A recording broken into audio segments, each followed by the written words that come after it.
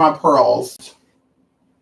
We're clutching the pearls. So listen, honey, we had something out on the video when I first went on this last time, and I said, bitch, we can't do that. So listen, I am here to discuss two important things, okay? Two. Okay, I'm actually going to turn you off and speak. Oh. So there's two things I want to discuss, possibly three. First, I want to give a shout out to my people out there, but a special shout out to CR. Now, CR, I hope CR is not offended by me saying CR, because normally I like to, be very with people's names and stuff. But I know if I would have said another name, people would have said, oh my God, that's who the fuck this bitch talking about. So I said, let me be cute with that. So I was surprised to get something yesterday. In fact, I think I was hella surprised where I had to take a whole damn day off of doing what I normally do, because I said, girl, I'm shocked. But listen, I am so appreciative of what that person did, and they know what they did. And in the process of doing that, while I do work for people, I typically like to, give thanks to the ancestors, mine and theirs. And I said, oh my God, we could put that on YouTube for this person to see, as well as other people, just in case you want to know. And like I said, when we do our little, I don't know what we're going to do yet. I don't know what it's going to be called. I don't know how it's going to be just yet. We'll talk about it when it's fully there. But kind of behind the scenes, we're going to do stuff to kind of show what goes on behind the scenes for you to see the process of certain spiritual stuff. Now, Friday was so amazing. This Friday was so relaxing. It was so amazing. But we had some revelations, and I want to discuss those revelations in this video, and I'm going to be done, okay? So we had a reading set up with someone, and I reached out. We actually had two readings set up for sure, but this one messed up the whole damn session, and I'll be emailing also to UJ. But anyway, so they messed up the whole session to where, I won't say messed up the whole session, but basically we're supposed to have a reading at a particular time, and I called, no response. I text, no response. I called again, no response. And I said, listen, girl, we're not about to chase. Okay, you hit me up. We made the arrangements. You need to stick with that. And I told you guys, starting August, we've actually started a process where you pay for a reading and you don't get back to me about times, all the good stuff, and then I reach out to you and you don't respond back. Honey, you forfeit your reading. Just that's simple as that. That's it. Because sometimes, I get in that and I'm just like, oh, I feel sorry. Or not feel sorry, but oh God, they spent their money. But I can't. It's impossible for me to go around something that's already been booked. Even going into the sense of where some people are like, let's do 9:30. 9:30 happens, we're on the phone, and then it's hold on. Neighbors knocking on the door all of a sudden, kids coming in to disturb the reading. And I'm just like, I understand things come up, but you paid for that time. I set that time aside, and that's the time we have. I'm not going to go into someone else's reading time or my own personal time or casework time because I won't even say don't have time, but you just didn't plan properly. Okay. So please, when you book a reading, please make sure that the times that you're selecting, you're actually available. Okay. Going into this, someone had an experience, and I'm excited about the experience this person had because, when your ideas, your desires, your intention, gets into, when they mingle together, the power of three will always be, things happen beyond your greatest, wildest dream. And this person actually got a taste of that, And we won't go into that because I didn't ask them for their permission to talk about it. And I want them to, I want to be a little more. I want to, I want to be cautious with how I deal with people because you never know. And I tell you guys, I deal with a lot of people that are established. Most of my clients are business minded, established people, honey. Okay. We're talking about college graduated, a part of some type of fraternity. They work for the government, just a whole bunch of other tea. So, I want to be very, very respectful, even though I'm not giving out names and stuff. I don't want them to feel like, oh God, this bitch is talking about my story. Oh my God, bitch, I ain't gonna tell this bitch. I don't think I'm gonna tell the bitch, or I was gonna tell the bitch. So, I like I said, I won't go into the story. If she hits me up and say, hey, you go ahead and go into it, we'll talk about that. But listen. So I did work for the Love Work stuff for Labor Day weekend. We did Ancient Egyptian Love Spell, and we did a whole bunch of other deals. If you missed it, you missed it. But either way, I don't want to single this person out, but we're going to just say this. Someone who watched my videos a lot and someone who seems very experienced in energy work. And maybe, and I'm only talk about this because maybe there's other people out there that goes through this exact same situation. And I just want to keep you focused. It's about your mind. And I tell people this: candles, oils, crystal, herbs, posters, sigils. I don't care what you do, how you do it. If the mind ain't right, the work ain't gonna be right. Okay. And even going into the work and the mind, because the mind sends signals throughout your whole body, right? So where your body is at, your mind is also affected by that. Okay. So this individual was a little bit at war within themselves.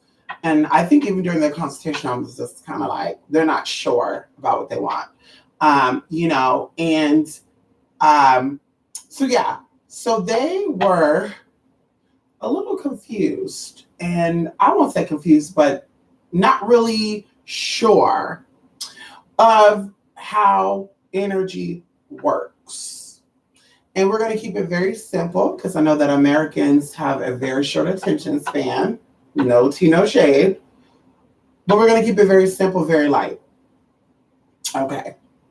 So your energy is what triggers, like an domino effect, the energy and frequency that is connected to you or that wants to connect with you. Because a lot of people want to be established, successful, happy, but they're just not in that space for that. Okay. So it's not going to happen. But I want you to think about this. I want to think about possibly you being connected to, there you go, a spider web. Okay. You're connected. There's one big web of energy, and we're all connected to that web of energy. Hence why people are able to pull up psychic energy and give you a psychic reading, because of course that whole, intuitive phenomenon. Okay, we'll say that because a lot of people wish they had that ability in it out. But whether it's clairvoyancy, whether it's clairaudiency, whether it's, whatever it is. Not clairaudiency, but clairaudience.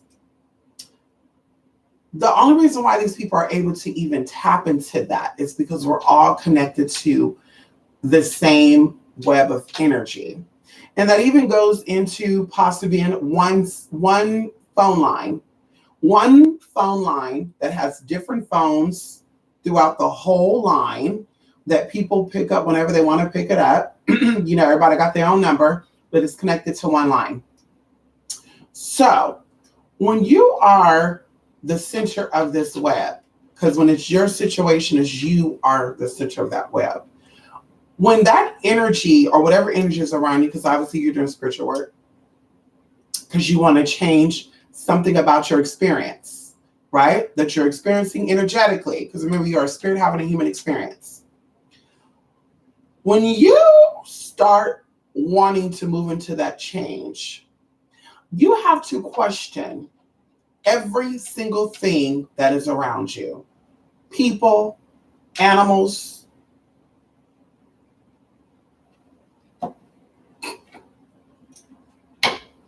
On a serious note, people, person, places, and things, okay? You need to question all this. Is it beneficial to the situation that you're trying to move into? Because I tell people this, as we had another conversation, dead baggage. It was cute when you were bored and you were unemployed and you didn't have nothing to do and or possibly you were younger and you were about partying and shit, fuck bills. I was never that way. Even as a young teenager, bitch, I was about bills and responsibility, honey. How you doing? Okay. I think I ordered my first fossil kit in the mail. I think it was like 1 cent to ship it for free. They bill you a month later. Bitch, that was my first bill I had. I was 16 years old. And I sure did pay that motherfucking bill, bitch. But anyway, so maybe during that situation, those people were cool to be with. It was good to hang out with them and do what you need to do. But now that you're trying to change, it requires a different space, a different mindset. And while this mindset is required to shift, all experiences that you will experience is also going to shift. And it's like I tell people, a lot of people want things, they're not ready for it. A lot of people want to be wherever they want to be at. And right now, they could be in a horrible place and they're really not ready to be there. And this is where the spirit of desperation coming at, because there is a spirit of desperation, which can also be an affliction that is done onto you or you've done it to yourself, right? Because we all get little ideas here and there, which is spirit talking. And we say, no, we're not going to do that. No. There's more we need to do. There's a bigger picture. Yes, we can do that to get high right now. Yes, we can do that to bust the nut right now. But there's a bigger picture. And I don't want to put myself at risk for STDs, blah, blah, blah, whatever. So the same thing with spiritual work and stuff. Some people get a little desperate. They get open to trying everything, especially when in a bad situation. When you're at the bottom, you see all possibilities, right? But the spirit of desperation see you being vulnerable. The spirit of desperation see you being needy. The spirit of desperation see you needing some type of spiritual boost, and it's there. So you're going to go to that, right? If you're not strong enough, you're going to go to that, and you're going to fall victim of the spirit of desperation. And in that situation, it can make you do a lot of stuff. It can make you do things that'll put your life at risk. And trust me, I've been there.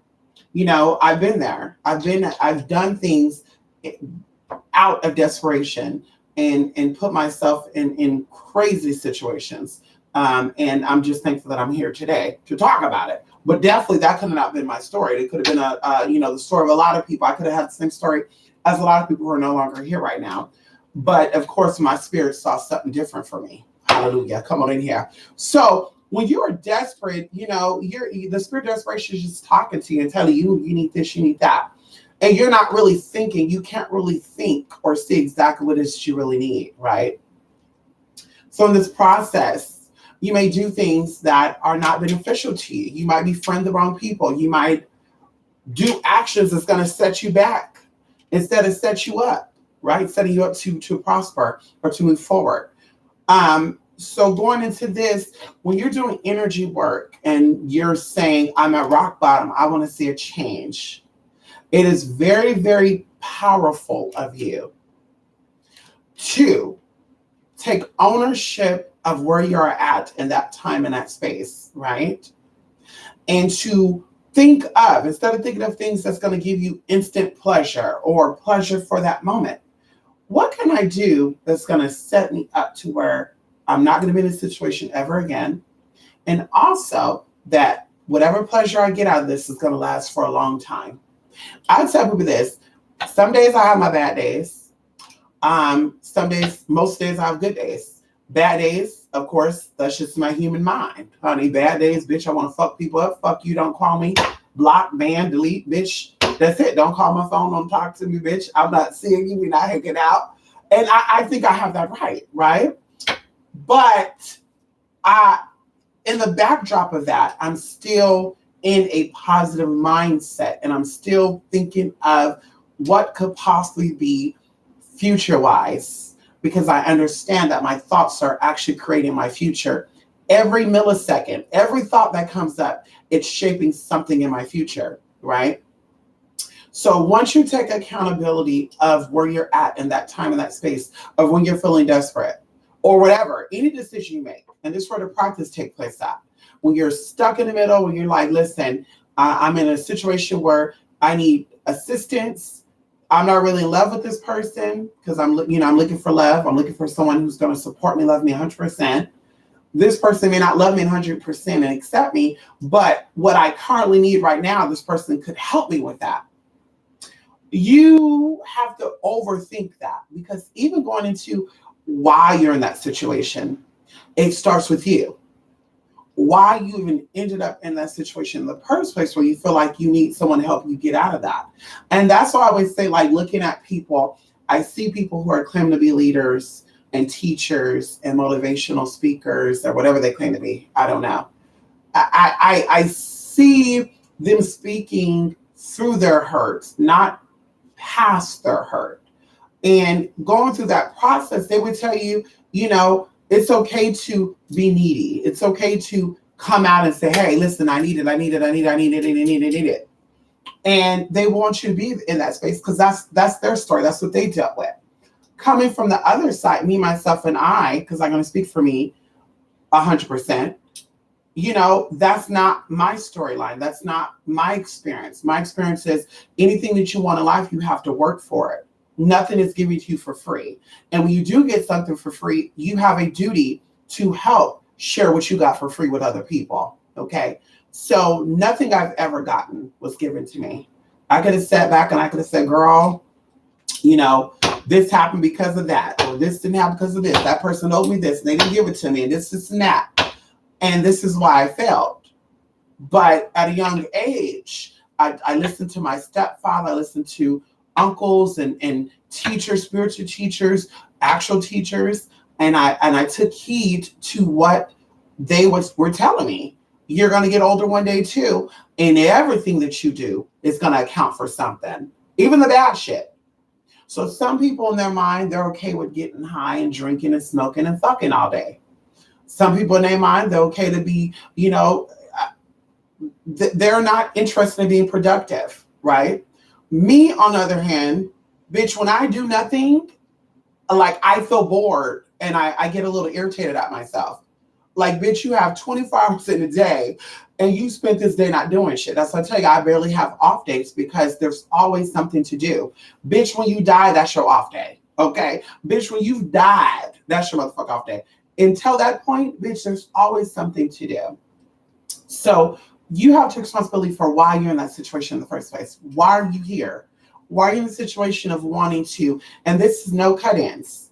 This is, I guess, homework, for anybody who this applies to. Why am I here in the first place, especially being an adult? 12, 13 years old. Yes, you're not, at a consenting, age. You're a minor, so your parents supposed to take care of you.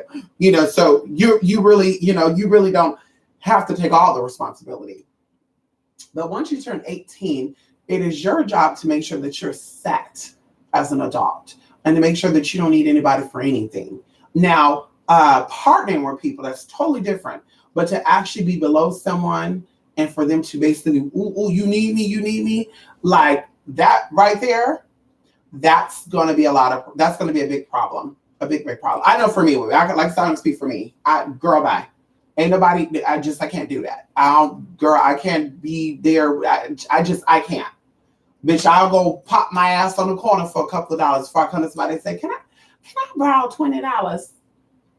Can I borrow 20? Because I need 20 to, girl, bye. Girl, bye. Bitch, please. I'm grown, honey. I don't need you to do shit for me. What you need me to do for 20? I need $20. What you need me to do for you? That's how I get down, okay? Ow.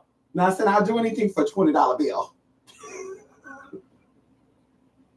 So, anyway, take responsibility. And people of the LGBT community, you are supposed to be 10 times more productive of your heterosexual counterpart. I hate to be so upfront with you about that, but there are more situations of LGBT people being kicked out of their homes, being teenagers, than there are heterosexual people. And of course, some people say, well, I was kicked out of my mother's house. Yeah, you probably didn't listen to her. You probably was being a whore, a little fast ass. But see, that's their fault too, though, because your parents should have whooped your ass and instilled fear in you. You know, for you men, you probably got a young girl pregnant. You probably want to hang out with your boys, smoke weed. Your parents find out and they kicked you out. For the LGBT community, it's a whole nother story. You'll be kicked out because you are who you are. Girl, you'll have good grades. You'll be the best child that your parents will have, and they will kick your ass out because you like someone of the same sex. Okay? So that's a whole nother story. So as a member of the LGBT, you have to really be in survival mode at all times. What I need to do to survive, because no one's going to take care of me the way that I can take care of myself. Because for one, nobody really understands how the LGBT community is. Not even the LGBT community. That's why I said that I understand the ignorance in the LGBT community, why gay men don't really like trans women, why gay men don't really like lesbian women, why lesbian women don't really like gay men, why lesbian women don't really like trans women. You know, like you get all that, why trans don't really like gay men. Like I understand all that because there's an experience that comes with that. But at the end of the day, you have to be on top of your P's and Q's even more, especially being transgender. Let's go on down here. 0.98% of the population is trans identifying. We don't know if they're really trans. No, we're going to add that in there. No, we're going to add that in there. But they are trans identifying. Okay, 90.98%. So that's not even 1%. That's under 1%, okay, of the population. So you are not really, no one really understands you and who you are and what you are and where you come from and why you are the way you are. You know, people are like, listen, honey, you're a girl and you think you're a man. That's some bullshit. Or vice versa. But either way, it's like I said, it's your job to make sure that you're okay, because now you're the prey. Okay? You're the prey, honey. Okay? You have predators from all angles coming at you. You got community trade. You got DL trade that's willing to take you out because they don't think nobody gives a fuck about you. Come on in here. You got friends that really don't like you. They just use you because you cute. You know how to lay your hair down. And see, that's how you don't really care about coming on here with hair and all that neither. Because bitch, I want you to think that I don't have it. And I want you to think that, bitch, I can't rock a lace front. Bitch, that's what I want you to think. Because like I said, people, they will use you and abuse you and get you in some fucked up situations behind some fucking weave. Honey, no tea, no shade. And I want to go on to that because like I said, that's my experience. I wanted to go into that. So you are the prey. Like, so you got a lot of things or people coming at you from, you know, you have a risk of not getting employed at a certain job. So maybe they don't want to hire you because your name is still a male's name. You know, so there's just a lot of things that are coming at you. And it's your job to make sure that you're secured or by all means necessary. Okay. So there's no such thing as I'm ashamed and this and that, because as I would tell people, you know, a lot of people, it doesn't matter if you're trans or not, are very sexually active. And bitch, you damn right. If I got rent that's due, a bill that's paid, and I got a nice body, bitch, you best believe bitch, I'm gonna go shake it for some change. Cause bitch, I tell you this, you ain't gonna see me shake it for free.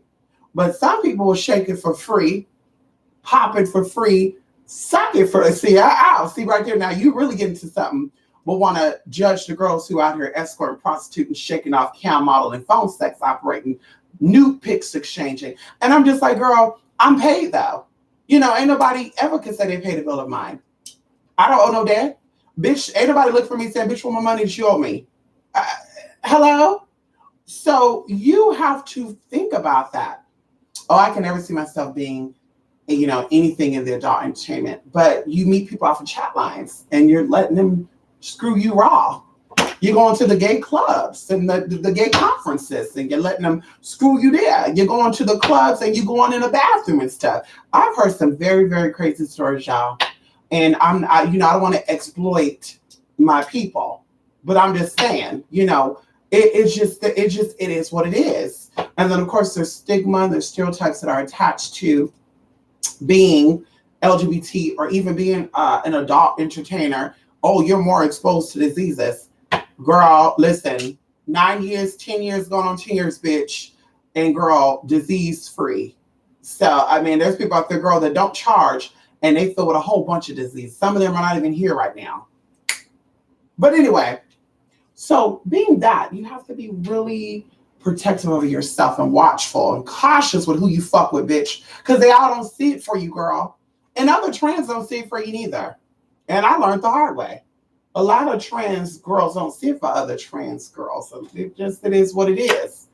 And that's why we say we don't really give a fuck, because your life is your life. Anyway, you live your life for you. You live your life to be America's next top transgender, America's next top Black woman, America's next top gay man, America's next top white man, America's next top white woman. Like, if you're living your life like that, baby girl, I'm going to hate to see your exit. And I'm not even trying to be funny. I'm going to hate to see when you're on that deathbed, or even if it's an instant one, when your life starts flashing in front of you, I would hate to see what you're going to be like, oh my God, my title will be taken from me. It's not that serious. Live your life for you. Be whatever it is you need to be. And like I said, secure your future however you need to secure that future, as long as it's legally. I'm about that bitch, because a lot of girls are about scamming and thieving and get what they need to get that bitch. You can do anything to get some coin, bitch, legally. There's millions of things to do legally to get some coin. We're going back over here because I segued it out the way. If you're focusing on love, right? Just use that example. You're focusing on love, but you're a little horny. Okay, you're a little in the mood. Excuse me. I need to watch my mouth. I'm just so vulgar. I need to watch my mouth. You're in the mood. Okay, they have toys out there, y'all. They have just a whole bunch of stuff that's just fun and exciting, and maybe you can find one person who's not really, like a friend would benefit. They're not really into you. You're not really into them, but there's just a sexual chemistry there where you're like, listen, it's just you and I. Nobody else is included. And that's what you do to get what you need to get, right? But I want you to be very mindful, because, see, when you're a weak person, your mind ain't strong enough. You get what you get, excited, to adult, grown thing. You have a grown experience. You're easy to get broken into, which means at that moment you feel needy. You feel like you want it so bad. So this person who could be abusive to you, he could be a liar. Trust me, I've been there. Okay. Trans women and people of the LGBT community, period. Well, I will say trans, because I think being a gay male is more acceptable and more open than being trans. But either way, we're at high risk of getting in abusive relationships, because, of course, we feel like nobody really wants us, and we're not going to find nobody out there that's going to love us and accept us for who we are. So we settle for the bummy ass niggas. And that's why I say to you cisgender women out here, as a side note, if you were born a natal female with a vagina that's functioning, I just don't get why you so focused and so thirsty for bummy, dusty community. If it's community, because some of y'all, your man's too nervous to be community like that. But why would you settle for a man who's not trying to commit? Or I just don't understand that, because now you are trans. I could kind of see you having to stick with that, because it's rare, right? That's how you feel. It's rare that you're going to find a man, because you can't have a child. You can't build a family. You can have a business together, because you can still do domestic partnership, and you can legally get married. But you can't really build off of that. So I could see that you dealing with the drug dealer. I could see you dealing with the bummy ass nigga that just got out of jail, because he probably sets in, he probably give you the good bird, But for females, I'm like, bitch, you can go anywhere in this world. And me being a trans woman, that's even how I am. Like, I consider myself to be very androgynous. I don't care about being passable. I'm me. Right? I don't care about that bullshit. But I have connected with people that had no idea that I was trans. And if I was not trans, my experience would be a whole nother situation. I've been offered to a chateau in France, honey. I've been offered to come to Dubai. Bitch, I've been offered to many places, bitch, even have money sent to PayPal and tickets purchased via onetravel.com when you sign into an account and make your purchase that, bitch, I couldn't take. Because daddy thought that there's something we could build on. And you were going even into America. There's men out there in the South that own businesses and oil rigs and shit. And oh, I would love to have a child with someone like you're very smart, you're beautiful, you're da da da da. And it's like, bitch, wait, hold up. I can't have no kid. So I'm like, for a cisgender woman, girl, your options are very, very wide open. You know, let's can we do something in 2020? You know, sisters out there, all sisters. When I say sisters, I mean black. I mean everybody. You know, I mean spiritual folk, you know, because skin folks ain't my kin folks, bitch. I mean, if you my kin, bitch, we're kindred. That's it. But we not that whole skin shit, bitch, girl, bye. I'm not into that. Okay. So my sisters, okay, can we do something for 2020? We're gonna do better. If we're cisgender, we're gonna leave the bombs to the transgenders. Ow, come on now. Everybody wanna be trans now. Let's do that, sisters. Because I'm getting ready to segue on into being a unicorn. Bitch, I'm no longer a trans, I'm a unicorn now, bitch. So I'm gonna be over there. So can we do that? Can we leave the bombs and the dirty dick dogs for the transgender wannabes and the gay man that wanna hop on everybody's dick? Can we do that? That's what I want. I want to inspire y'all to do that in 2020 and to lock down a Canadian wealthy man, lock down an American wealthy educated man, you know, lock down a business-minded man, you know, a man that's trying to build his own shit, a man that's trying to be an owner, not a worker. Like, let's lock that down, you know, and it's like the bummy ones who don't really want to settle and don't really want to be happy with you. Let him be confused and let him come across a transgender that like to trick and pull little games and show him who's, you know, anyway.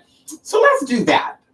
But anyway, I'm getting off track. I only came here for that topic and I was supposed to be gone. So listen, when you're focused on your work, sex, okay, I want you to write this down. Sex is the most powerful tool to manifesting energy. This is why sex working is the oldest profession in the whole wide motherfucking world. It ain't going nowhere.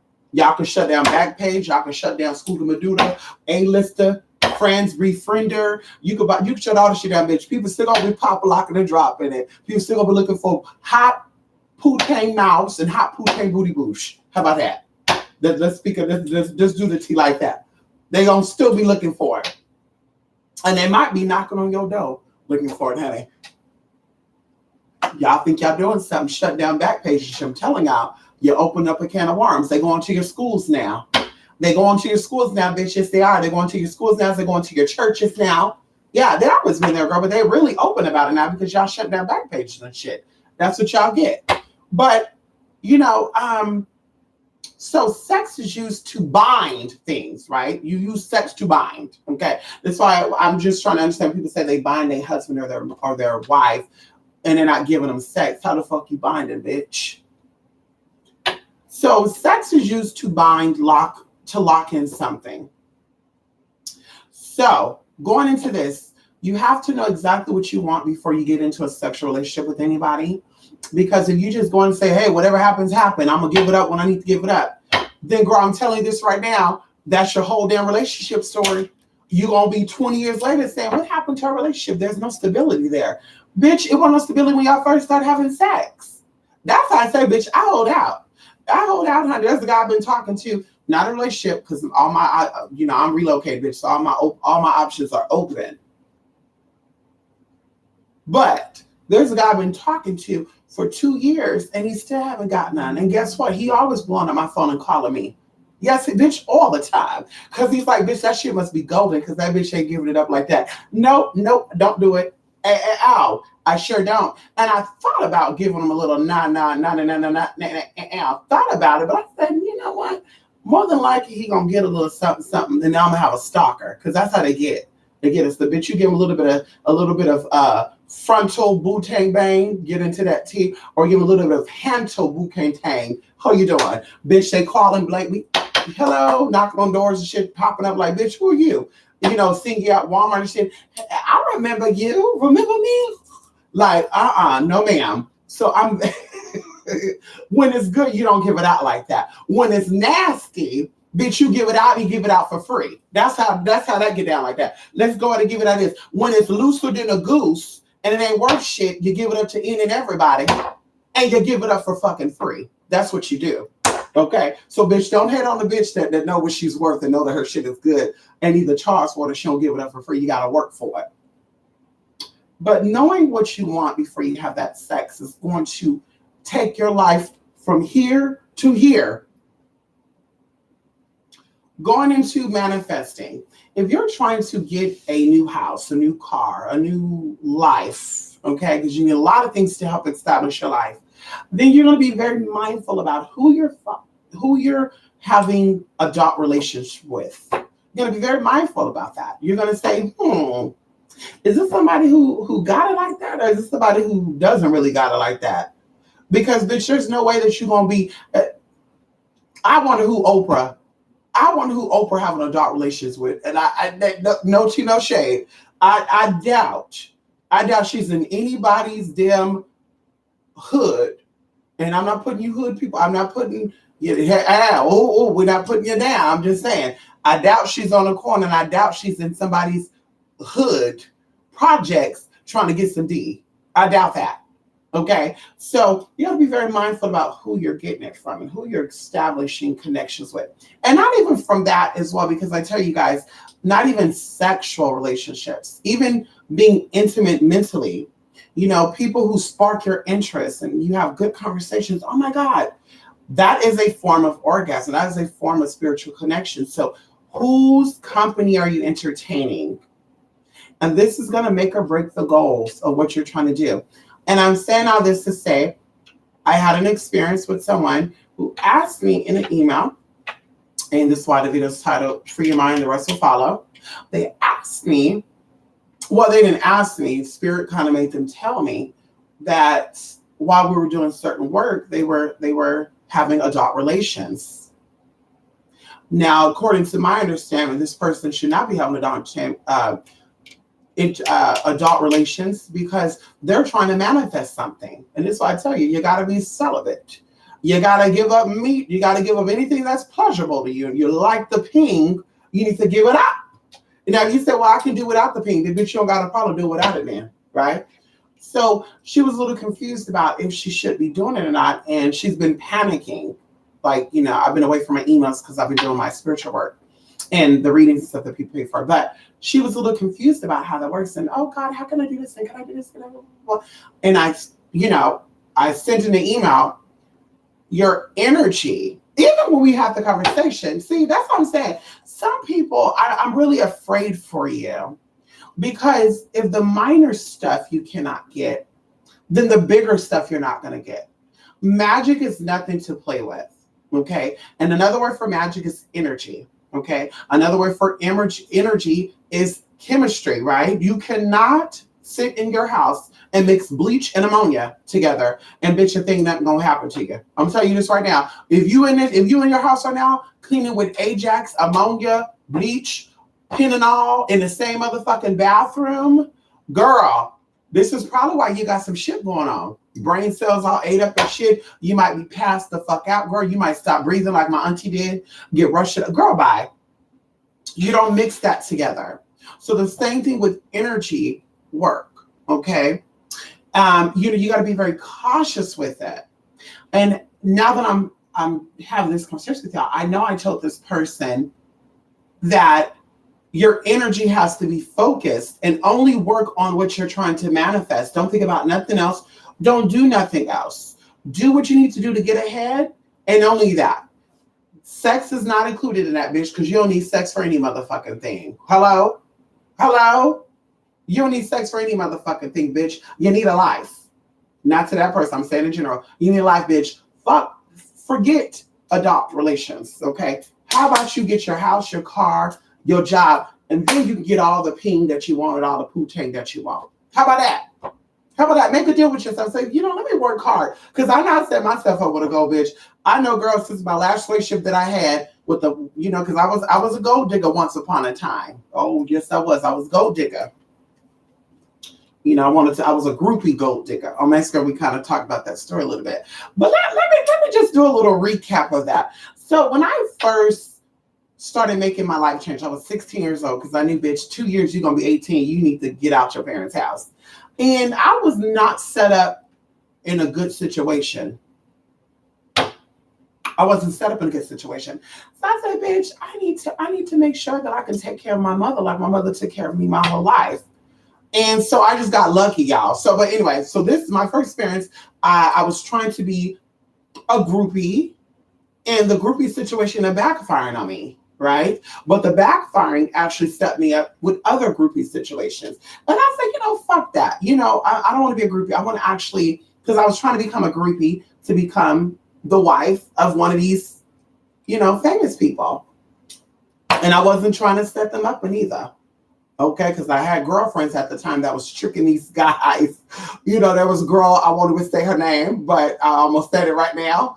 But gorgeous girl, and she was really pulling and tricking.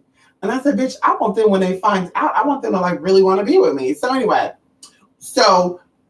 I was an adult this time, and I was 17 and a half. And I met my first relationship with my first celebrity lover.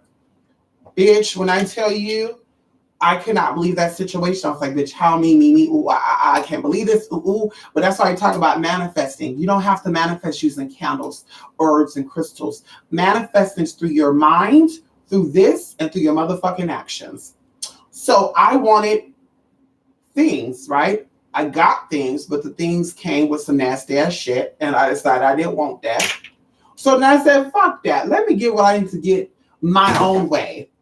And that's how we end up here, bitch, where I'm faithful and dedicated to working the way I work versus sitting up, being a gold digger, finding a wealthy man, because I really got to find a wealthy man. I can just turn around there and go several. Hey, honey, I'm going to be a gold digging hussy. Come on over here, take care of me. I give what you need, you give what I need. I need the money. Am I going to be happy? Probably not. Because am I attracted to that motherfucker? No. He might be cute. He might be sexy. He might be 28 years old in Florida from another country, got a lot of money. But you know what? He's a little perverted. He's into some weird shit. And I'm not okay with that. Okay. So anyway, so I was desperate, right? I was desperate to get out of my brokenness, right? Because when you're broken, you're broke, right? When you're together, then togetherness comes with that. You take however the fuck you want. When you're broken, because some people have manifested being broken, right? Because they're like, I'm not broke, but I'm broken. I make 6 figures a year, but I'm broken. Or yeah, I'm broken. But there's aspects of you that are still put together. And there's certain aspects that are broken. That's how you're able to manifest that job, that car, that house legally. We're not talking through scamming. Okay. So in order for you to be manifesting fully, you have to be fully into what it is that you're meant to be fully into, which is yourself.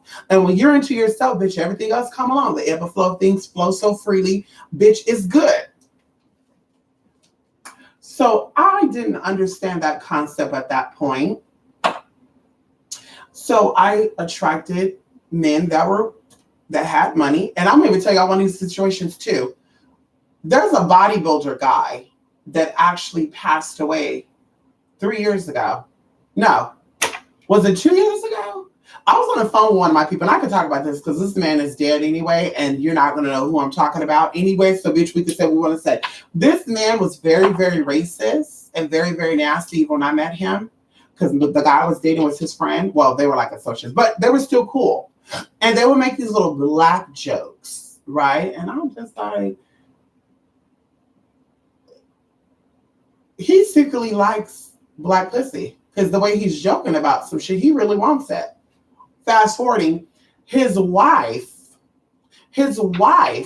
left him for a black man. Oh shit, come on in here. His wife left him for a black man. So he went off, girl. He left a voicemail and called her nigga lover, blah, blah, blah. And I said, honey, anyway, so he passed away. And I said, honey, he lucky he passed away that way. Because, bitch, I'm going to tell you this right now. That's why he didn't have any black friends. Because, bitch, I'm going to tell you this right now. If he would have said the jokes he was saying that night that I had that situation, bitch, I guarantee that she would have walked up that room the way he walked out. Bitch, he would have passed away then. But anyway.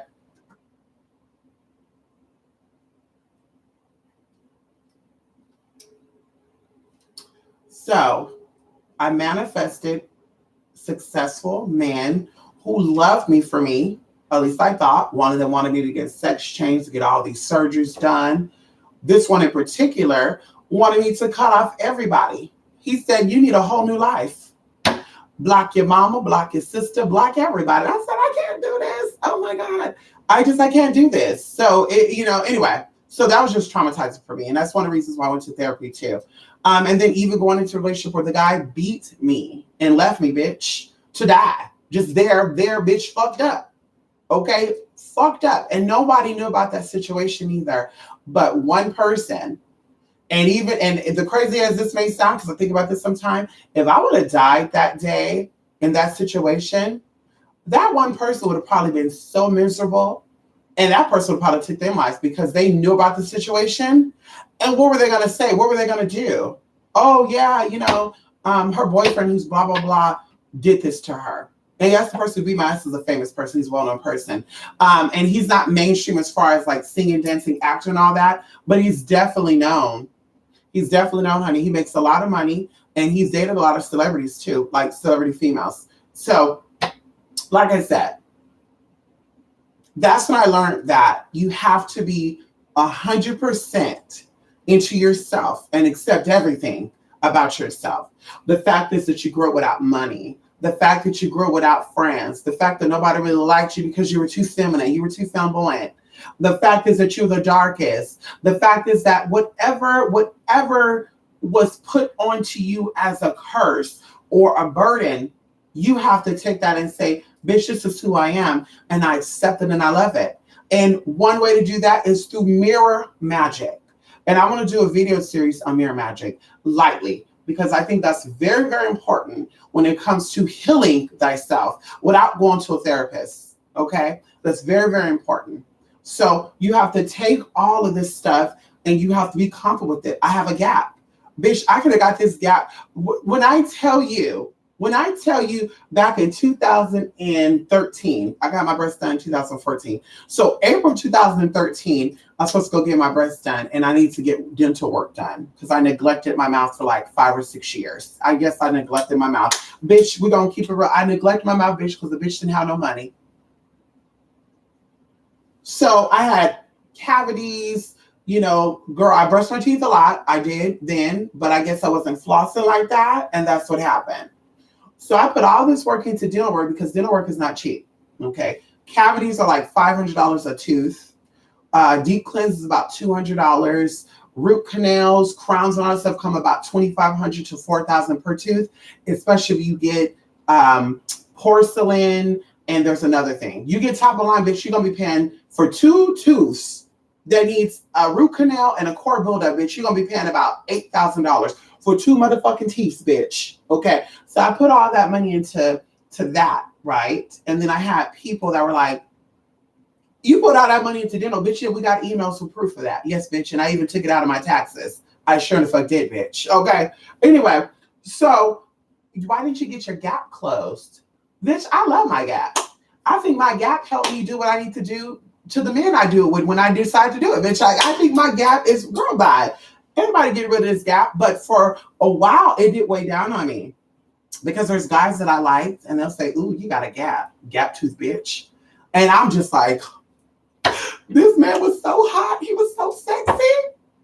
But he called me a gap tooth, bitch. Or even how about those? Anyway. We'll just keep it at that because I don't want to stir up those energies, bitch. So gap tooth, bitch, saber tooth tiger, just all these weird cut-ins.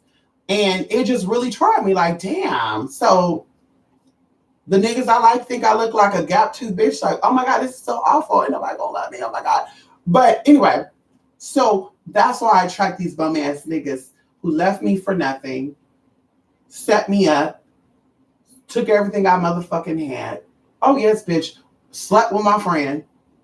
Left me for a bitch that he claimed he didn't like. Come on now, bitch. That's all my motherfucking experiences.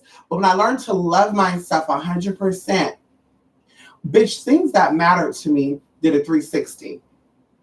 My mind was focused on getting a man. My mind was focused on getting the D. My mind was focused on getting validation from the D. That was my focus before I was fully into myself or fully accepting all my flaws, bitch.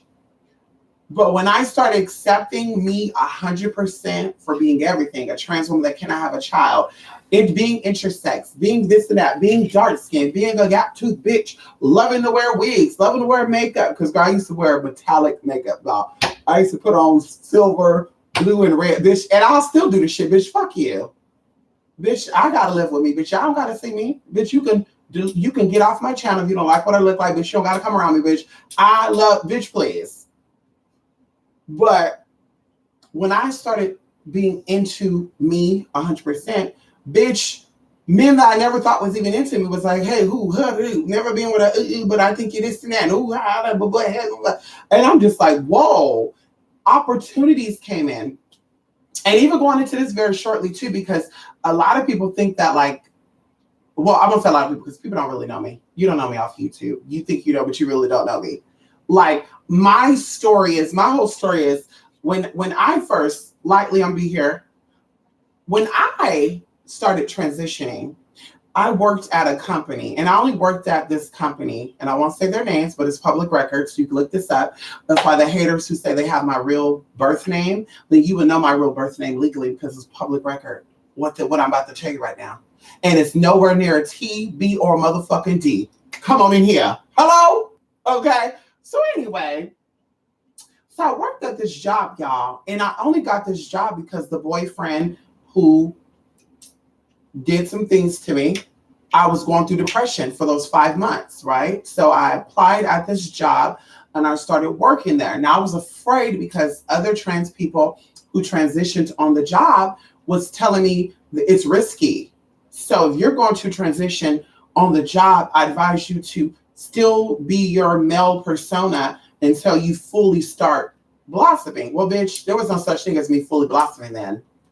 Because, bitch, even without hormone shit, bitch, I was cunt. Okay? So I kid you not. Bitch, when I started working at this company, the workers was trying to hit on me. When one of the workers found out what I was, bitch, he was upset. He was making threats to me. I didn't want to get my brother involved because my brother is very crazy. This brother in particular, all my brothers are crazy, but this brother in particular will break your jaw in front of the police. He don't give a fuck. So anyway, you know, it was embarrassing, y'all. I couldn't even use the restroom at work because if I used the guy restroom, the guys would say, hey, who's this bitch in the bathroom, you know? And if I used the girls' restroom, then the ones who knew that I was trans would say, there's a man in the bathroom, you know, all that bullshit. So I had a very horrible experience, you guys, in my first year of transitioning. And then plus the hormones, it weighs on your emotions and stuff. So people between the workers and the customers, there was a fight because the customers would say she, and then the workers, well, only one or two workers in particular, would say, you mean he? And so one of the times they did this to a customer, and the customer came through the window and he was trying to hit on me. Now, I used to rock green contacts all the time, y'all. And I had a Beverly Johnson wig, not a lace front, a wig. And it was sickening, bitch. And people were like, oh my God, you know, you look like you should be on a Mexican model. So anyway, I got a lot of attention at this shop, y'all. So one day, this guy came through at this shop. He was a bummy man, and he actually stunk. When he rolled down and wanted to give me some money, bitch, it stunk. He stunk. Okay, bitch, please. So I took the money, and I closed the window, and he's like, so what's up? Can I? And I was like, no, you know, trying to play that role. And he said, wait a minute, I think I know you. And I was like, no, you don't. You know what I mean? He's like, I think I do know you. And he's like, hold the fuck up. So he goes up to the second window, y'all. And he's talking to the manager. You know, the manager, you know, he was an Asian man. You know, Asians, oh God, love my Asian man. He was so sweet, bitch. He didn't know what the T was, but you know what the fuck trans was. For all he know, bitch, I was cunt. I was a woman. So, bitch, he's like, yo, this guy said he's know you. And he's saying that you're a man. What the fuck is all this? And I was like, I don't know what the fuck you're talking about. But yeah. So anyway, so the guy comes into the store, bitch, Y'all, my cousin was working at this time. My cousin's wife, actually, so she's still my cousin. She was like, stay back there in the corner, because this motherfucker come back here, he got to go through me to get to you. And I was like, so he's like asking, is that a man or a woman? He's asking all the workers, is that a man or woman? That's a woman, bro. Are you sure? Are you sure is that a man or woman? Like, girl, he's going crazy, y'all. And I won't say the race of this man because y'all already gonna know the race of this motherfucking man. But he was acting a fuck fool. So security was called. And he said, I can get out your store, but I'm gonna be waiting in the parking lot. So, bitch, at this point, I'm afraid for my motherfucking life because he looked like he was about that life. And I just felt unsafe. And this helped me in my lawsuit too, because I felt unsafe at my work. And I needed to work to pay my motherfucking bills. And I'd be damned if you're going to put me in a corner or you're going to tell me that I need to go suck some dick to get paid because I want to work at a 9-to-5 job and I cannot do that safely. So the manager, the district manager and the owner, one of the owners came in and had to sit down with me the first time and said, you need to pick what bathroom you want to use. Honey, I've been using a woman's restroom, bitch, since I was a teenager. Even before I fully got in transition, bitch, I was using a woman's restroom or a unisex bathroom, honey. I was never using the men's restroom only. I probably went to the bathroom, in the men's bathroom, like one or twice, Barnes and Nobles and the public library, I believe, when the other bathroom was, the disabled bathroom was taken up. And bitch, I was disgusted because there was piss everywhere. You had fucking piss all over the damn seat, the urinal. I was disgusted, honey. I said, bitch, hell no. So I never did that. So I said, bitch, I don't use, well, we got some reports from who? So let me tell you, I got a warning. Let me tell you how God works. Because, I was like, let me do some, let me see. Because, during that time, I was trying to run from spirituality. But I said, let me see. Because you can't run from what you're meant to do. So I was like, I'm going to do something because I want to see something. So they got a call from an old lady. And the old lady, old weaseling ass bitch, was the grandmother of the old nasty small dick having ass can't get no pussy even if you paid for it ass motherfucking bastard, bitch. So she called in to report that a man was using a woman's restroom and that she was unsafe. So I went to work, y'all, because that was the warning. I went to work and I said, can I talk to the assistant manager and the manager? Oh, give us a minute. So I'm docking this down, bitch. Okay, a worker is asking human resource. Anyway, so human resource brought his old fruity ass in there. He was gay, girl. And he tried to play like he wasn't trying to come for me, bitch. So they said, yes, so what's going on? I said, so Mr. Rainey had his grandmother call in and tell you guys that there was a man using a woman's restroom when no one, unless they see my genitalia, know what the fuck I have. For one. For two, you guys were aware of this. So the guy, we're going to call him Patty Cake. He's looking like, yeah, and you guys are trying to get me up out of here. Why? Like, honey, I came in on my sick days. I trained a bitch, and I'm not even a fucking manager, bitch. I was only working here for 3 motherfucking weeks, and y'all told me to train the new girl. Bitch, on top of that, bitch, I was working drive-thru, bitch. I was working, girl, just stressing me the fuck out. And on top of that, I wasn't making that much fucking money, bitch. I had to make ends motherfucking meet. So I give you my life, and you say, bitch, you gotta go. Okay, so I remember my boyfriend came down here from New York. We went on a road trip. They suspended me, what they call it, something suspension. I was docking the time because I contact my lawyer over there at Transgender Law Center. Come on in here.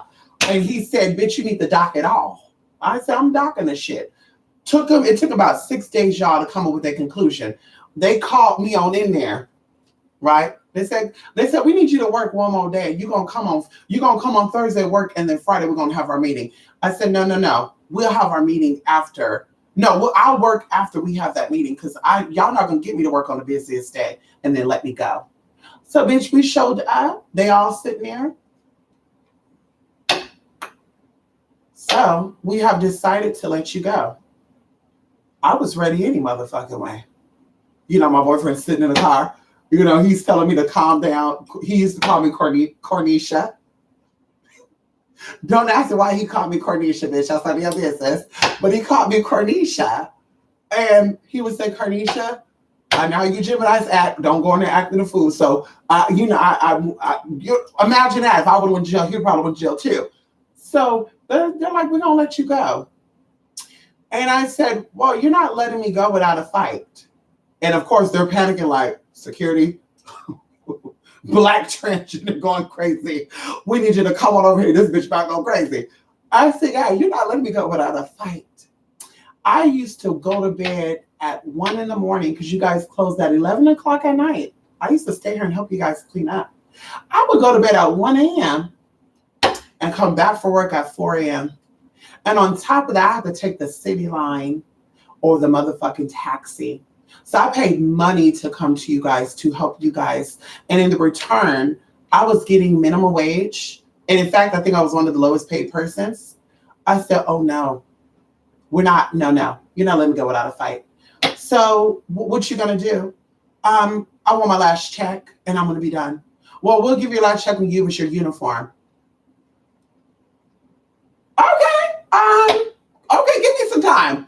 Bitch, left out, went to go get all these fucking stanky ass uniforms, bitch. Stanky ass shit. Bitch, stanky bitch, I don't give a fuck. I didn't wash on a bitch. There you go. Last check, and I want my deposit because you have to pay a deposit and have to close. Gave me the last check, or they gave me the deposit and said, we're gonna mail you your last check. Honey, no the fuck you not. Bitch, listen, my man is from New York. He came all the way from fucking New York to spend some time with his woman. And we spend all fucking day here with y'all motherfuckers. And you gonna mail me a motherfucking check? No, I want my check now. I'm not leaving without that motherfucking check. Well, let's see what we can do. No. Yeah, please see what you do because you called the police. I'm letting them know that I may have been fired, but I've been let go because you guys discriminate against a transgender person. And you lucky I don't add black in there. That's like what I said because I know it wasn't a black thing. But I said you lucky I don't add black in there because you're discriminating against a transgender woman. So, bitch, they called the office, back office, front office, however the fuck they call it. Some bitch brought me that check. She brought me that check, y'all.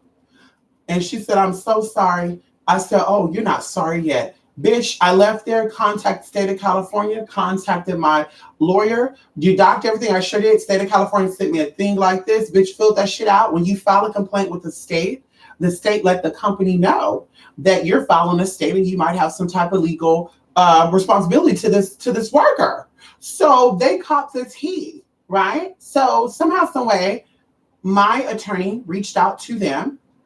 Their attorney reached out to my attorney. There was a settlement. I accepted the settlement, bitch. And guess what? They implemented at this job, not just locally, but internationally, to teach people of how to treat transgender employees. So because of me, especially in my city, because they're going to give me credit everywhere, they are legally, they have to call people by whatever name they want to be called. Then now on top of that, if the person is trans-identifying, you're supposed to respect them in all of their trans experience. And they don't have to use the unisex bathroom or the disabled because everybody else is uncomfortable. They don't. If they identify as being female, they go into the female bathroom. And bitch, that's what happened. So of course, like I said, I got my little settlement tea. And like I said, that's what I did. Because I could have said, fuck that. I'm not going to fight that bitch. Okay, it didn't take that long. It took about 9 months in total. But still, I could have said, I'm going to let it go. I'm going to let it go. I'm going to let it go. Because I have friends that dealt with that. I got friends that discriminated on them for being hearing impaired. I have friends that were discriminated against because they were, disabled. I have people that were being discriminated against because whatever reason, right? And they didn't fight it. Or they didn't have the proper tools to fight it.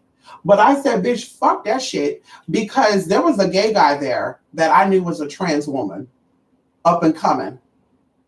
Okay, I knew that was a transgendered up and coming.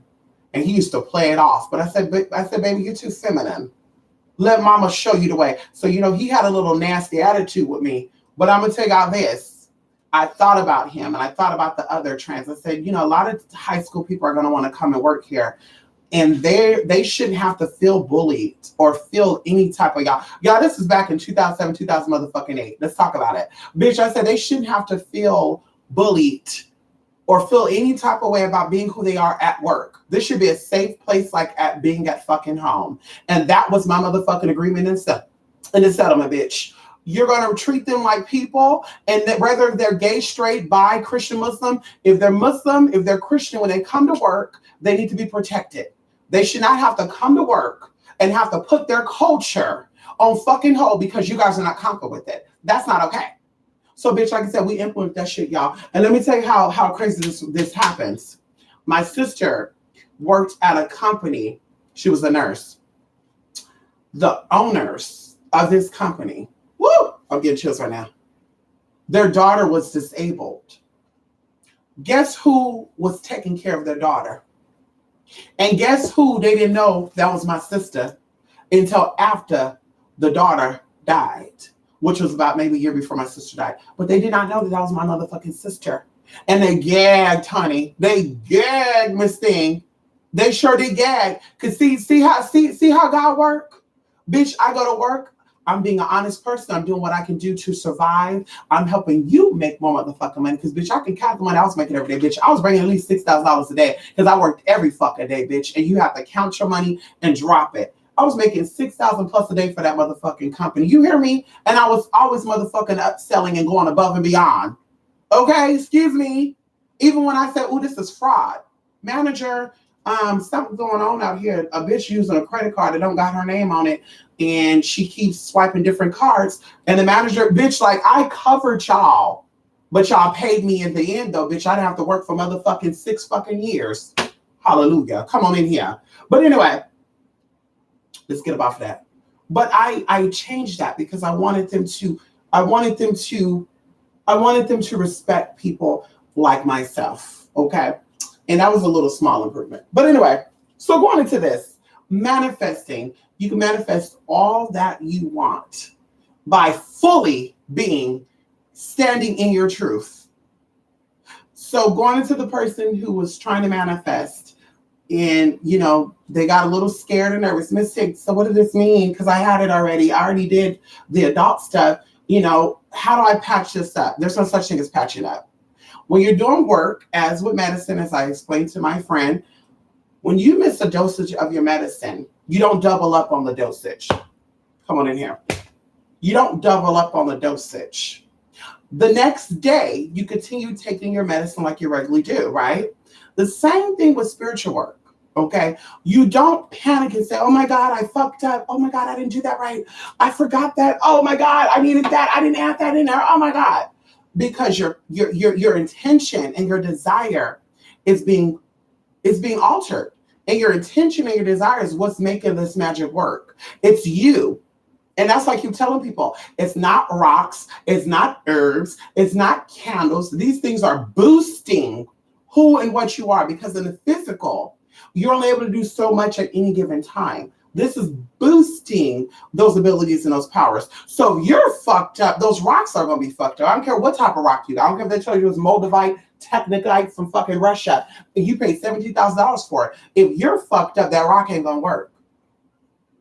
If you're fucked up, honey, I don't care what Aris root, honeysuckle, jasmine bitch. If you're fucked up, that shit ain't going to work.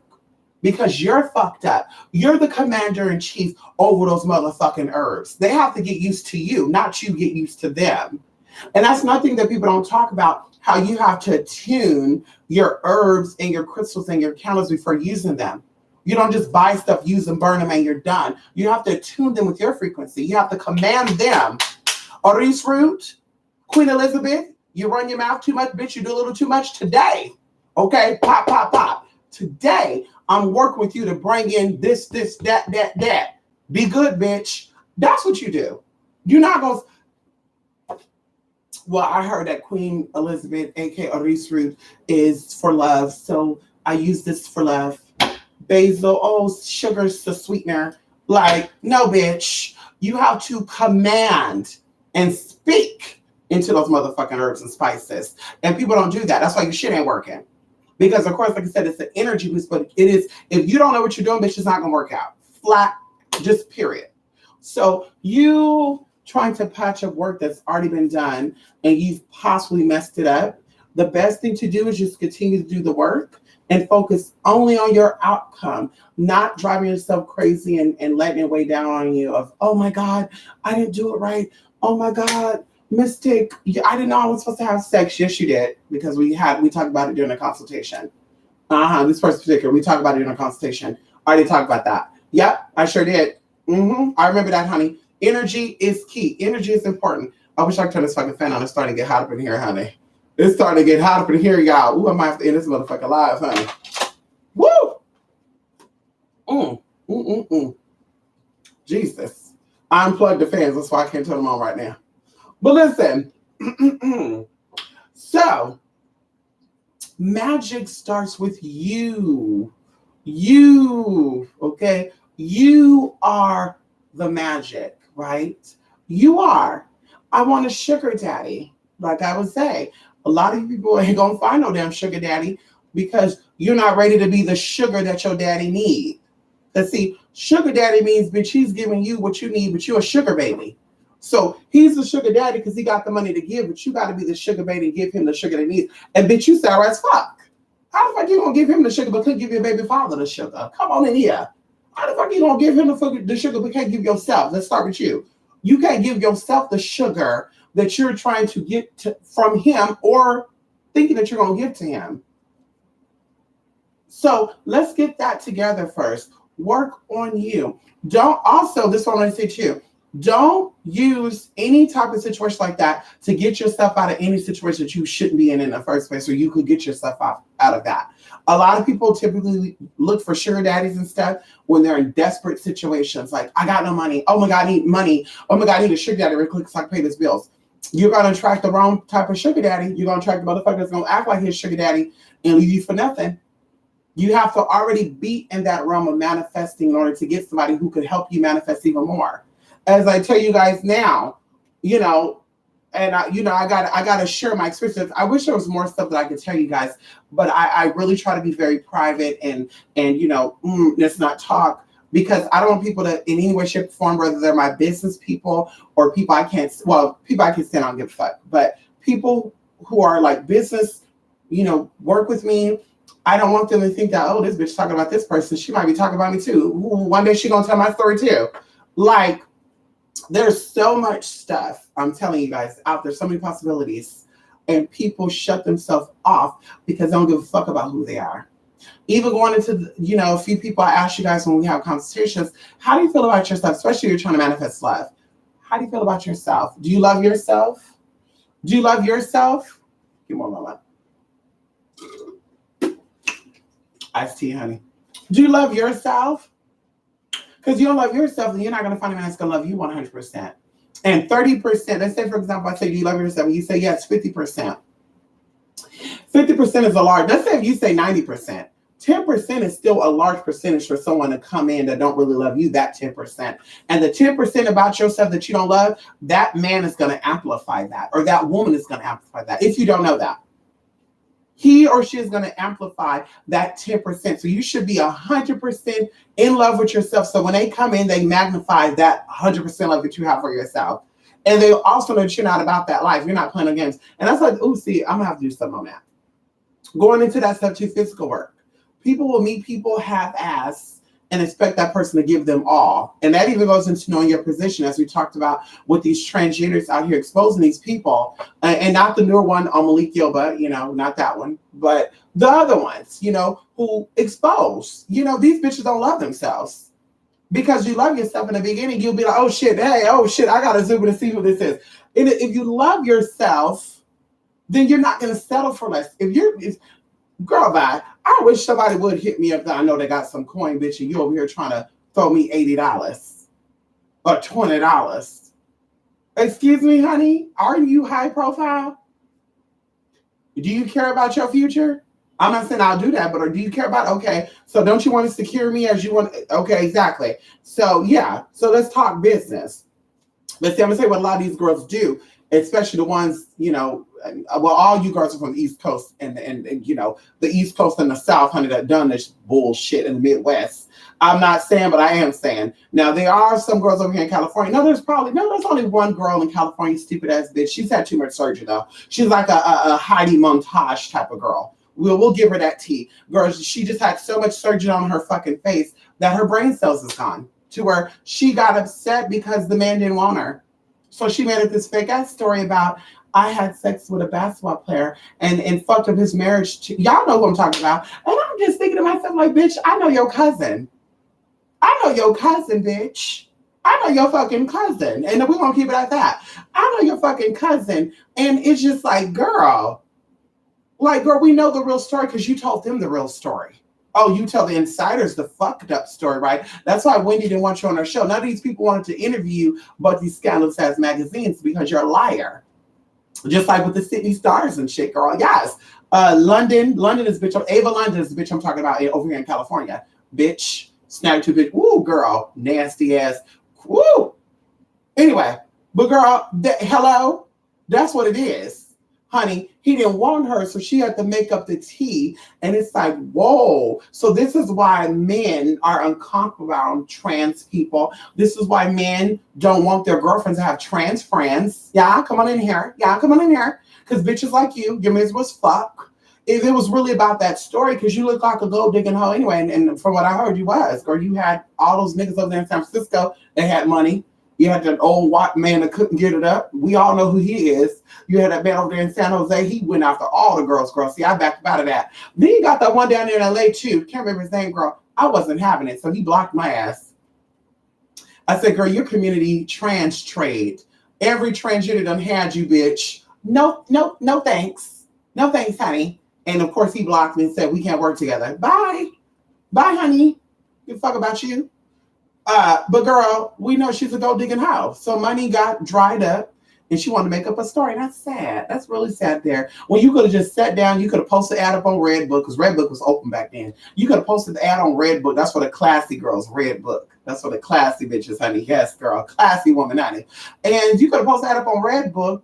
You could have got these businessmen, lawyers, doctors. You could have let them come over, kept it a secret, and now your ass got fucked up. Now you can't work no dates. I wonder if you're catfishing. I wonder if I go to Backpage now, you might have a fake ad on Backpage because that's what happened when those girls be ratting people out. Now nobody want to fuck with you, bitch, because you're saying. And see, that's the thing too. How can you escorts and gold digging hoes that's in the community expose men? That's how nobody like the Shaunas and the Cindy's and shit. Because y'all just expose one. And just like, bitch, like, why? Why? What's the point in that? Oh, because you're gay. Oh, that's what it is. You're a gay man. Oh, shit. That's what you should be exposing. You shouldn't be exposing these men. Fuck, you should be like, hi, my name is Sydney Starr, and I'm really a gay man who wished that he was a woman. That should be the tea right there. That should be the tea. That should be the tea right there. Because if you felt like a woman, says she wouldn't have said, he slept with me. Who cares? You're a woman. Right? Aren't you a woman? Okay, he slept with you. And see, that's another thing too, where the bitch was trying to act like she was a post-op. The other one from Chicago, she thought she was a post-op. Bitch, we knew you weren't a post-op because a post-op bitch ain't out here exposing no niggas. That's somebody with testes. No tea, no shade. That's somebody with a high level of testosterone in them, honey. And ow. Talking about she over here. Talking about she's a sex change. We all knew what it was before you even got on Love and Hip Hop. We already knew it. You didn't have to fool me, bitch.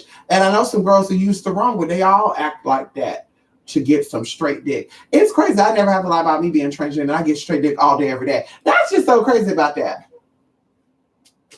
I'll talk about that with my friend over there. My friend over there in Texas, honey. You know, she played that role. I'm a woman. I'm a woman. And then, of course, they know she's training because they'll find something on the internet. I'm post-op. Yeah, I'm a post-op. I don't have that. So, bitch, you know, they'll be like, girl, tell them that you're a post-op too. Honey, the fuck? I love myself more than that dick that you think that I'm trying to get. And you should love yourself more than that dick you're trying to get too. So, bitch, I just understand how they would be playing that role and we get the same dick. I mean, no tea, no shade. And we're going to keep it at that. You know, the men that I've dealt with business-wise, they knew the tea. Bitch, straight up. It is what it is. It is what it is. You like, you don't. Let's keep it moving. And they actually liked the fact that I was honest. But you had to lie to get there, and now you got nothing to show for it. It is what it is, bitch. Like I said, girl, I'm thinking about going back into those, those teas, honey, because it was a nice little tea, girl. It was nice little coin, tea, and all that. But then, of course, I wouldn't be doing my spiritual stuff with you guys like that. But anyway, so magic starts with here and here. Okay. That's where that should be at. Don't worry about anything else. So I got to get the right oil. I need to write that. And like I told you, the girl just yesterday, she saw it for herself. She didn't even do the work, and her answers was answered.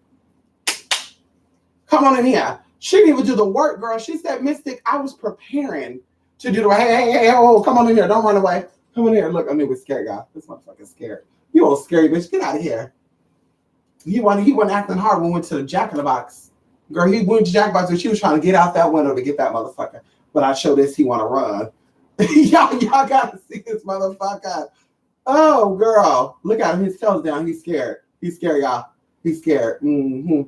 So, I forgot what I was going. Anyway, let's just end it there. Magic start with the self. You have to know what you want and go get it. And that's how you magnify what you want and manifest. I want to say Magna so bad. Magna. Anyway, so let me see who's up in there, honey. Come on in here, TC. What you down for, TC? TC, what you down for? Come on in here, Melly. Hey, come on, TC. Good morning, guys. Come on in here. This is the great life advice. Come on, it sure is. Community trade and DL trade. Oh, honey. TC, some of these men be like, I'm on the DL, and yet multiple gay people know who they are. You're no longer DL, baby. I know you remember in sex education where it says 1 person equals 10 people, right? You have sex with 1 person, you have sex with 10 people. Have you heard that before? 10 people equals 100 people. Like, it multiplies. So if 2 of the girls know you, then 20 people know you. That's just how it is. So I'm DL, bitch. No, you're not. And the one guy said he was DL before. We'll do this story. I know a guy who was totally, he was like Italian and Greek, just a god, honey. He was buff. He was ripped. I always attract the athlete type of man. I need to get back into getting my body back where it was too, because I was very athletic. But anyway, so he was very toned and sculpted, honey, and just Fabio type of tea. Hello, and everybody wanted him, y'all. Like, everybody wanted him. Like, I would meet people and they would say, you know who I'm trying to get? You know who this is? And I'd be like, no, I don't. And I'm like, bitch, she just left my house last night. We just had a good session, Anyway, so this guy, you guys, was like, I think I see myself being with you. And I'm like, you think or No, I think I see myself. Okay, well, we're not doing that thinking again. So would you ever date someone like me? Aesthetically, yes. Personality, yes. Lifestyle, probably not. Because, that probably won't work out. Well, I don't really care about that neither. As long as we're at a good point, I'm willing to come out, sort of say, that he's into trans women. And he talked to other trans women too. One of them, in fact, one of the trans women that he talked to was actually a trans woman that I actually fought. We'll keep it at that. But anyway, so one day he asked me to help him connect something. And I don't know how this happened, but I met a gay guy, and the gay guy was like, girl, I know you got a lot of information on a lot of people. What do you mean by that? Girl, I know you pull it like that. So we would just ask questions like, okay, well, who do you know? Well, I know this person, And they ask me, well, who do you know? And I'm like, ooh, I can't name drop. But I mean, I can tell you someone that you might know because they're on Grindr, Adam for Adam, whatever. So yeah, that guy, Tony, he's into everybody, blah, blah, blah. Oh, he's bisexual anyway. I met his mom. Oh, okay, yeah, okay. So anyway, he asked me in this particular day, bitch, I know this is spirit. Because I said something is really funny with this guy and I want to know what it is. So This guy, we're going to call him JJ. JJ said, hey, I know what I've been wanting to ask you. What? Oh, we have pizza too. Yeah, we have the spinach, the freschetta oven, brick oven pizza from Walmart. Oh, yes, girl. With Sierra Mist, hot Cheetos, and we watched something on Netflix. So anyway, we'll just chill like once a week or something, just talk like on the futon and shit. So he was like, I know what I want to ask you like weeks ago. I was like, what? Do you know who Blank Blank Blank is? And I'm like, no. And I'm lying because I do know who he is. I'm like, no, I don't know him. And I'm like, bitch, in my mind, bitch, I'm like, bitch, this is going to be good, bitch, because he know this motherfucker. Ooh, this the answer to my prayers. Come on, spirit. So I'm like, y'all know who that is. Well, girl, if you ever come across him, let me tell you this. He is blank, blank, blank, blank, blank, blank, blank. Everybody want him, blah, blah, blah. Really? Everybody want him. Why do they want him so bad? Well, let me tell you this. He blah, blah, blah, blah, blah, blah, blah. And I'm like, so maybe he's lying. Because, I know people make up stories about people when they want them, right? Especially within the, the community. They make up shit. People lied on me about shit. Some people said I had scabies. A girl lied and said I had AIDS or HIV. Like, girl, people make up lies on motherfuckers. Oh, she keep herself out the community because she has AIDS. Anyway, so fast forwarding. I said, you know what I'm going to do? I'm going to take his picture.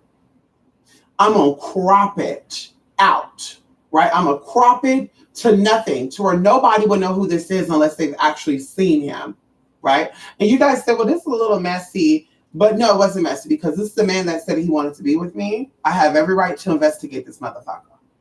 So I cropped the picture to where you would only know this was him if you've actually seen him. And I went on to Grindr with his picture. I kid y'all not. I kid you not. I went on there, got off. I was cooking. I kept it open, cooked, did my little thing. I had like 43 messages. I even took a screenshot of it too. I couldn't believe it. 43 fucking messages. Some of them, hey, who, what's up with you? Do you got a picture of you? The picture you got is cropped. I can't see who you is. Y'all, out of those 43 fucking messages, there was about 10 messages. Hey, what's up? Blank, blank. They're saying his name. Hey, bro, what happened to you the other night? You flaked on me. One of them got really good where he said, oh my God, we almost got caught. And I'm like, what the fuck? You almost got caught. So he's going, oh yeah, we did. I'm playing around. Oh yeah, we almost did get caught, bro. Girl, he went in and he told me everything. He's like, yeah, I parked my car, blah, blah, blah. Like, first I played off like, no, I don't know. Yeah, I parked my car. Your mom came out, da, da, da, da. We had to play like we were talking, and da, da, da, da, da, da. And then I'm like, no, I don't think that's who. And then, girl, that's when he's like, and I'm like, oh, bitch. Okay, so I played it, so he tell me more tea. So, I confronted the guy. Now, this is what he claimed.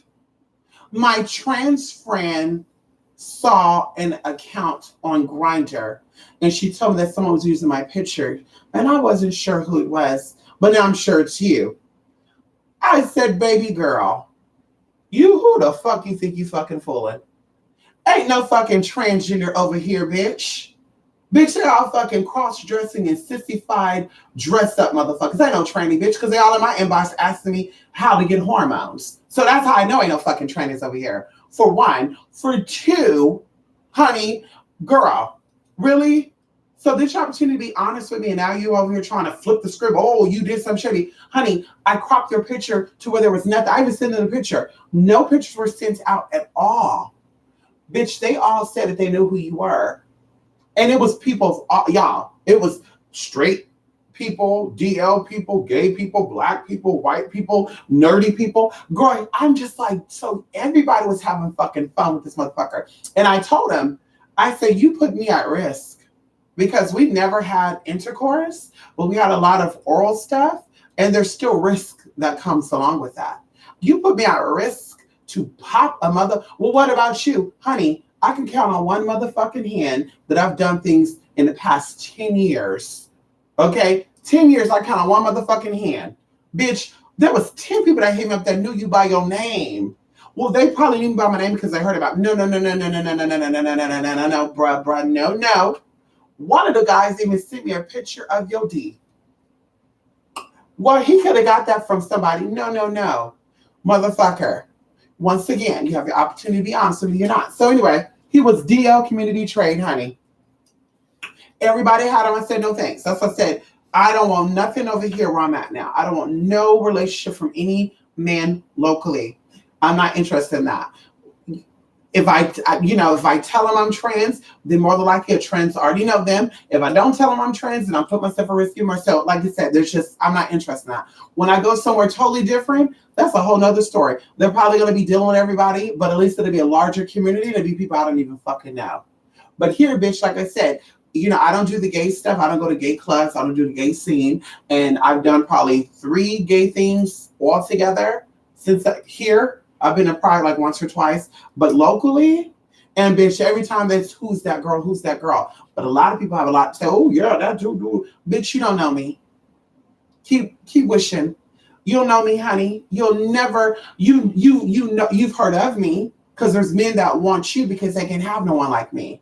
Because they know that for one, I'm picky with who I deal with, and for 2, you got to pay me for my motherfucking time. So they're gonna go to your secondhand ass because you're doing it for free. So you heard of me because that's what the guys do. They go, oh, you know who? Da da da da. Yeah, they heard of me. Yes, bitch, I've been established. I will continue to be established, girl. As I said before, one of the most sought after TS escorts in California, baby girl, and I would say top 8. You better ask about me, honey. But they know about me in LA, San Diego, all the way up to motherfucking Oregon border, bitch, past that too. Okay. You better ask somebody, girl. That's why that little bitch over there in Houston, she thought she was going to come over here to California, post the ad up, and want nobody going to alert me. Why she over acting like she's a flight attendant. I'm a flight attendant. Girl, you're a whore. You're a whore, mama. Miss Star, you're a whore. Okay, you're a whore, girl. Stop playing that role. Be real. You post them ads up and you buying 8 balls of cocaine and shit. Stop playing. We don't do that, TC. We don't do that, TC. Come on in here. Okay. Grand Rise, everyone. Come on. Yes, honey. Bendiciones. Yes, hi to all. Happy first Saturday. Let's protect ourselves, family, home, and let's have this. I know that's right. Come on in here. Let me see if I can zoom on in. It never works out good, huh? Okay, there we go. Okay, nope. Zoomed in too much. There we go. Okay, discipline. That's right. Discipline. That's right. Let's have discipline. That's right. Mind control. Yes, honey. Love yourself. Yes, love you. You're a boss. Come on. Come on, Shamanika Johnson. Listen, you have to be a boss, bitch. Listen, Shamanika. Shamanika, is that your name? Shamanika. No one's going to take care of you but you. This is why every opportunity you have to do business. I remember someone was telling me one time I met this guy. He said, you're always about money. You're always about business. Look at you. Yeah, look at me. Yeah, bitch. Nobody take care of me. Look at me. I've made a way for myself. Look at me. Bitch, I've never been needy for anything or anyone. Bitch, look at me. Yes, especially from my stats. Let's say people don't know me. Where I'm from, a lot of people my age, bitch, is dead, in prison, or on their way out. And that's what people are not understanding. Like, this area is not, like the area I was born and raised in is not a wealthy area. Like the outskirts, yes, but the wealthy people stay away from the broke people. And right now I live in a wealthy area. So I know even that. Like everything is separated. You have your own Walmart, your own Target, your own fast food restaurants. And the city will come in here. But you don't have to go out and intermingle with people on the south side and the east side, the deep east and shit. But you're in your own little princess house or area, right? So, like I said, it was dog eat dog world, bitch. People would get shot in front of police. A lot of people got murdered in this city. A lot of people are getting murdered to this day. And they're going unsolved. So, bitch, I can either be a 10, right? I could be 8 or I can eat. Bitch, how about that? I could be ate or I can motherfucking eat, bitch. And I'm gonna motherfucking eat. And that's what it comes down to. So, bitch, I'm about that life. I'm about doing anything that I can legally. Because, bitch, you get locked up, bitch, you lose it all. You do anything illegally and you get locked up for it, bitch, you can't do that shit again because, bitch, they're watching your ass. And it happened again, bitch, you going to jail forever. So all your moves have to be legal. And there's so many ways of doing that. So that's I'm like, that's what I think about. And also the point to where, bitch, I want to be set. I don't want to be how I see a lot of older people, you know, even on here, off here, that filing bankruptcy shit. I don't want to ever get to that point. I don't ever want to get to the point where I have to use, oh, I need you. Can you help me? I don't ever get to the point where I got to file bankruptcy because I'm outside of my means. Like, no. So that's how I learned from these experiences. And like I said, it's about being yourself and making shit happen for yourself. Okay, you can't blame nobody else. I'm broke because my mom and dad didn't help me. I'm this and that because this and that. I wasn't born with silver spoon. Nobody taught me. Bitch, you can Google how to suck a dick. You can Google how, oh, let's see who's fighting. Nicki Minaj. Oh, let's look up these commentators. You can Google that, but you can't Google how to count, how to keep bookkeeping, how to avoid bankruptcy. You can't Google that, but you can Google witchery spells and shit. But you can Google shit that matters. No, it doesn't sound like you need. It's not like you need help. It's not like you. It's not about being taught. It's not like you need to prioritize. You need help prioritizing because that's what that sounds like. If you can Google what Nicki Minaj is doing with her new wig, if you can Google who's talking about who, oh, the black sector, there's drama, then bitch, you should fucking Google how to clean up your credit. You should fucking Google how to buy a house without spending your own money. You should fucking Google how to establish yourself as an independent woman or man without needing anybody from anyone. That's the fuck you could Google too. But you're playing that victim role. And that's why I say everybody's not meant to be a king or a queen. And I don't care I don't care what anybody say. Everybody's not a king, everybody's not a queen. Kings and queens gotta have peasants. Somebody gotta serve the king and the queen. Unfortunately, a lot of you motherfuckers that claim to be kings and queens are actually peasants. No tea, no shade.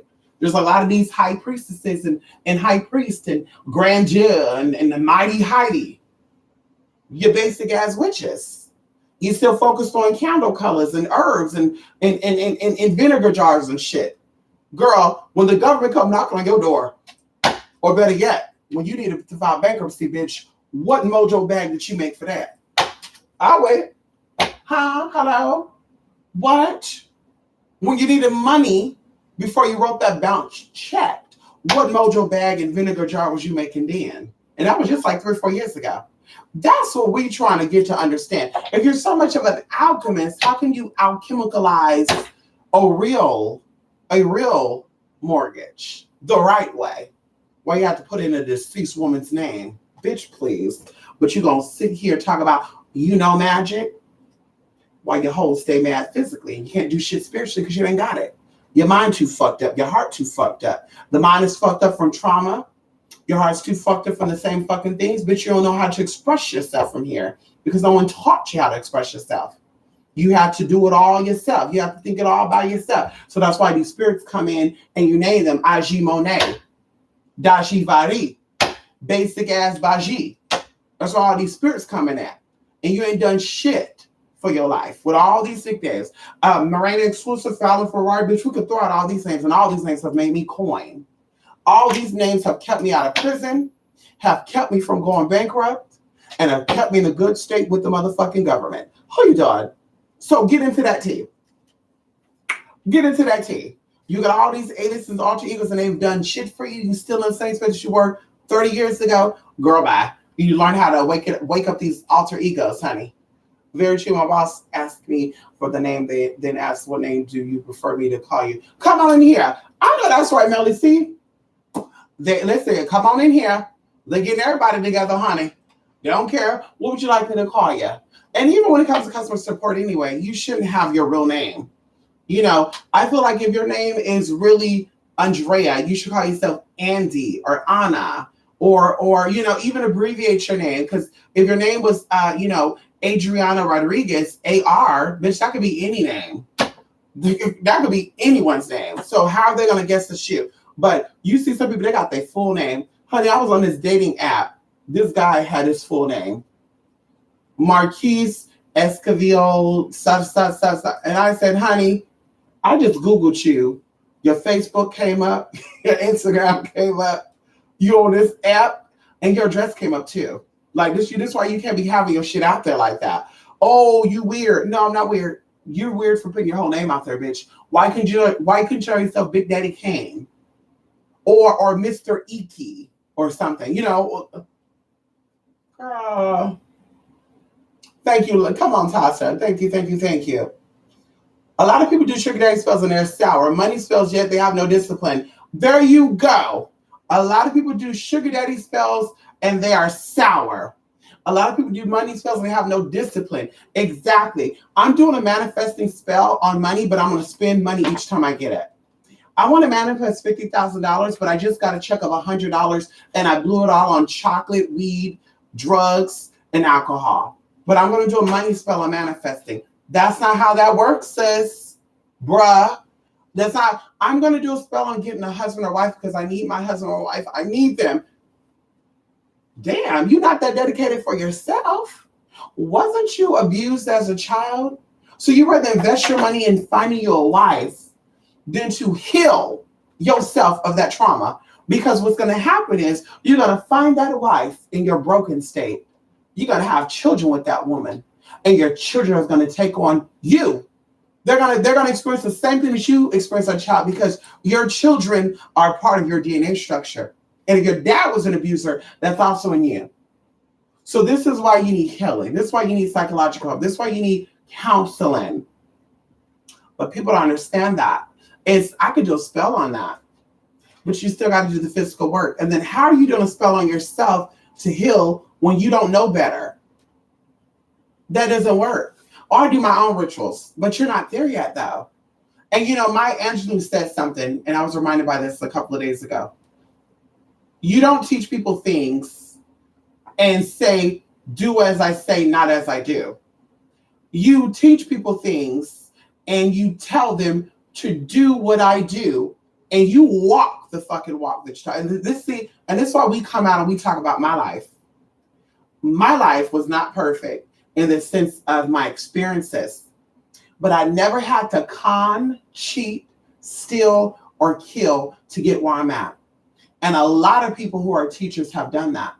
And there was actually a spiritual person that was local that they posted on their thing. And I think they were jokingly saying this, but it made me say, ooh, let me step back. It says no one wants a good spiritual teacher. They want a spiritual teacher who has experienced or done some mistakes or something. Girl, bye. How you want to tell me not to do what you did and you were like that too? And that goes into parenting as well. That's why my mom waited until we were older to tell us her experiences. Because if my mom would have told us her experiences when we were kids, then we would have been like, why you telling us not to do it, mama, and you were doing it when you were our age? Like, you're telling us to do what you say, not what you do. And it doesn't work that way, mama. We're gonna do what you say and what you did, because you told us what you did. And that's how it goes with the spiritual teaching shit. I was a broken person, and not to the sense of being traumatically abused by my family and physically and being molested or any of that. No, that was not my story. But verbally abusive, being picked on for being dark skinned, being picked on for my gap tooth, being picked on for being feminine, like all this stuff wore and tore my ass down. And this is when I said I made a conscious decision. And even during that point, I didn't. It took me almost dying to get psychological help for myself, because I said, if your mind, and I've seen the movie, The Law of Attraction. This also kind of helped me to get into doing psychological help for myself and therapy and energy work. I said, bitch, if I want things to change, I have to change myself first. I got to change my structure. And my structure is my mind. It's how it's operating. I have to re-break things down, reprogram, deprogram, and reprogram. And that's what I did. That's why I didn't drink. That's why I didn't fuck. That's why I didn't smoke. That's why I didn't party. Because I spent that free time deprogramming and reprogramming my motherfucking mind. And people around me, they didn't like that. Even today, some people are like, ooh, bitch, you think you all that now. Honey, I'm living. If I was still doing what you were doing, if I was still doing what you're doing, honey, I would be right there. I'll be asking people for money too every damn week. I'll be struggling too. How am I going to feed myself tomorrow? I'll be doing the exact same thing. So it's about your mind. and going into you being a teacher. If you're going to teach people something, lead by example. Show us that that's your story your whole fucking life. Don't sit there and say you're a spiritualist and your mama taught you, your grandma taught you, and yeah, girl, just 3 years ago, bitch, you filed for bankruptcy. Just 3 years ago, bitch, you're released from fucking jail. That's not how that works. You have one of these YouTubers out there who claim to be a well-known Satanist who got busted selling drugs back in Washington a couple of years ago. So you're connected to these spirits who can give you money because of these celebrities sold supposedly, but yet you have to push pills, bruh, to pay bills. And now you can't work a 9-to-5 job. So now you're on YouTube making coin. Come on in here. Come on in here. But where were those demons at when you need the money back then? They didn't help you get it then. Well, I mean, where were they at then? Can we talk about that? And as I said, it does amaze me that these spiritualists on YouTube, not all of them, but some of them, their stories or their backdrop is crooked. And like you're trying to make us think that you're pure and your intention is pure. But bitch, you've done some fucked up shit in the past. If you conned a big corporation, financial corporation, what makes you say you ain't gonna con my little? Who the fuck am I? Hello? If you were so desperate and so powerless and not disciplined enough to work to get your money back then, what makes you think that I'm going to think that you're disciplined enough to do it right now? Like there's so much more. There's so much more to it all. And like I said, this is why I have no problem being open about myself, my stories, my situations.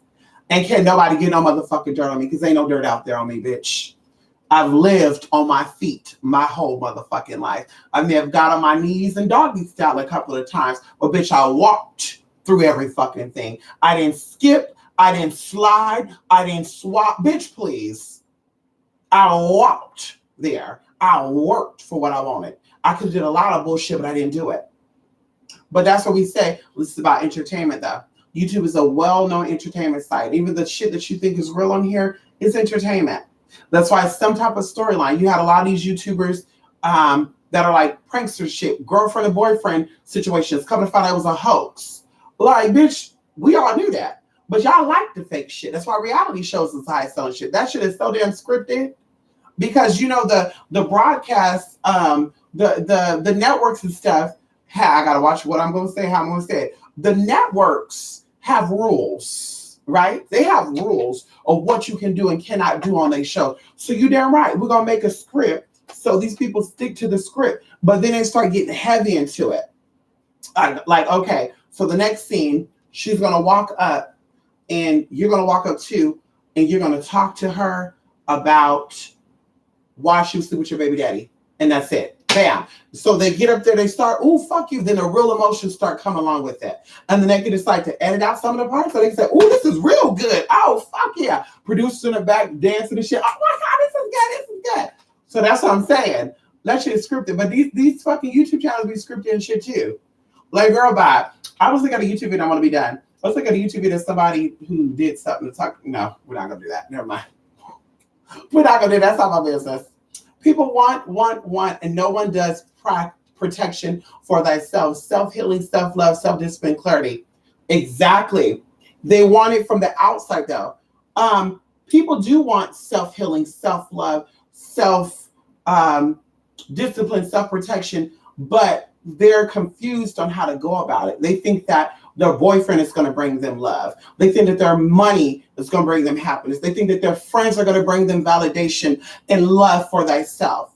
But little do you know, people who have most friends really hate themselves most because they hate being by themselves. I'm lonely. Can you come over? I'm bored.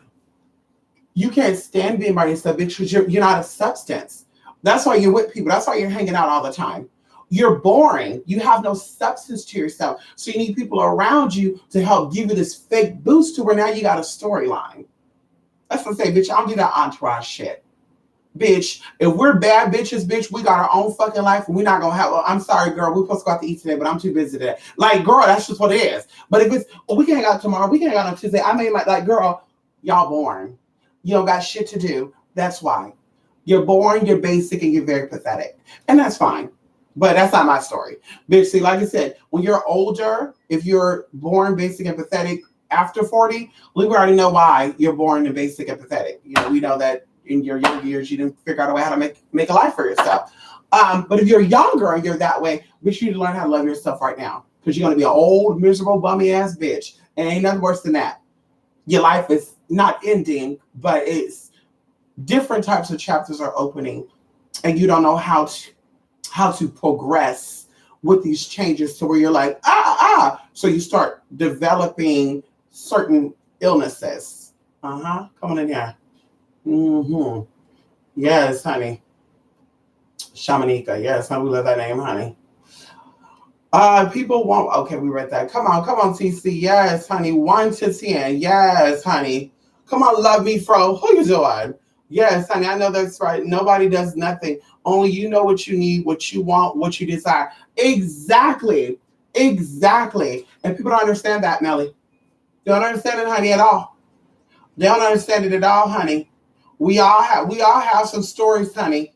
We can all sit here, we could talk about where we came from and what our story was. But bitch, like I said, my story, you couldn't see it. You couldn't see it. A lot of people think I won't say naive, but they'll think that, oh, girl, you just don't know what that's like. Oh, girl, you speaking that way because you don't know what it's like to need something. Girl, bye. My mother had 2 jobs, sometimes 3 jobs, made her she could provide for us, bitch. And we still needed more. There was no excuse for anything. We still needed more. We still needed fucking more. But when you have a victim mentality, or that's just in you, right? Because that's in your DNA to be a belly ass motherfucker. As I always say, no tea, no shade. Then you're going to look for excuses. I did this because I didn't know better. I did this because my mom taught me that. I did this because it was okay to do this. Y'all never seen the TV show Cops? Nobody ever told you about a courthouse, a cell block? Like, hello, honey, you don't know what a jail look like? Like, that enough should teach you something. Like, no, there's no excuse. You did it because you wanted to, and you thought you're going to be one of those people that got away with it. And now that you got caught, and people are making you aware of how you got caught, now it's, oh, I can't. Oh, oh my God, this bitch is judging. Ain't nobody judging. We're just saying, if you're a chosen one and you're spiritually chosen, those spirits have always been with you. They just don't come to you when you're 30, 40, 50, 60. Then bitch, your life would have shown that example. When you're barely getting your spiritual gifts at 40 plus, then that show you that you had some fucked up priorities and those spirits were not there. And bitch, you can't sit here and talk about anything. Because you got bitch like me, bitch, that have always been aware of our fucking spirits, always venerate our spirits, even when we didn't know we were doing it. And bitch, they took good care of us. Come on in here. Bitch, learn something, little girl. Learn about real magic, not these Google books and shit. Oh, we're all witches because we all can read a book. Oh, you want to learn real witchcraft? There's books online about it. Groupon had a class on Wicca or something. And somebody was like, oh, girl, I learned all my shit online. And I said, bitch, you weak ass witch. Oh, you better than me because what? No, I didn't sound better than you. I'm just saying, bitch, you're telling this woman who might actually be a spiritualist. This might be a God-given right to her, a God-given gift to her. You're telling her to go to fucking Google. The fuck? Google don't give you the fundamentals of magic. It don't give you the fundamentals of rituals and spells. Bitch, because that's the case, a lot of y'all motherfuckers will have it together. Can we talk about it? Hello? You will be talking about it. Everybody's YouTube channel will be something different. You wouldn't go on 20 channels to see the same fucking spell, green rice spell, vinegar jar spell, huckleberry 2 spell. Bitch, please. Everybody would have had a different calling, a different awakening. And there's 1,000,001 trillion odd rituals and spells up there. Bitch, everybody would be covering all these different spells. Bitch, it'd be endless spells on fucking the internet and Google. Bitch, you try to type a spell on how to get in contact with your 9 light bodies, and you tell me where that's at. You tell me where that's at, bitch. You Google the spell on how to tap into frequencies that's subconscious and conscious, that's above the 13, and you tell me you find that ritual on Google or motherfucking YouTube. You're not gonna find it, bitch. That's what initiation, that's what paying to get an organization gets you, girl. That's what gets you when you're part of some type of lodge or something. That gets you that type of shit. Google and YouTube get you that free shit that I'm not about to get initiated. I don't give a fuck about that. I can do what I want. I don't do the void of course moon. I don't give a fuck if the moon is shifting. I can still do my working. Mars could be in retrograde. I don't give a fuck. I'm still going to do a spell on that.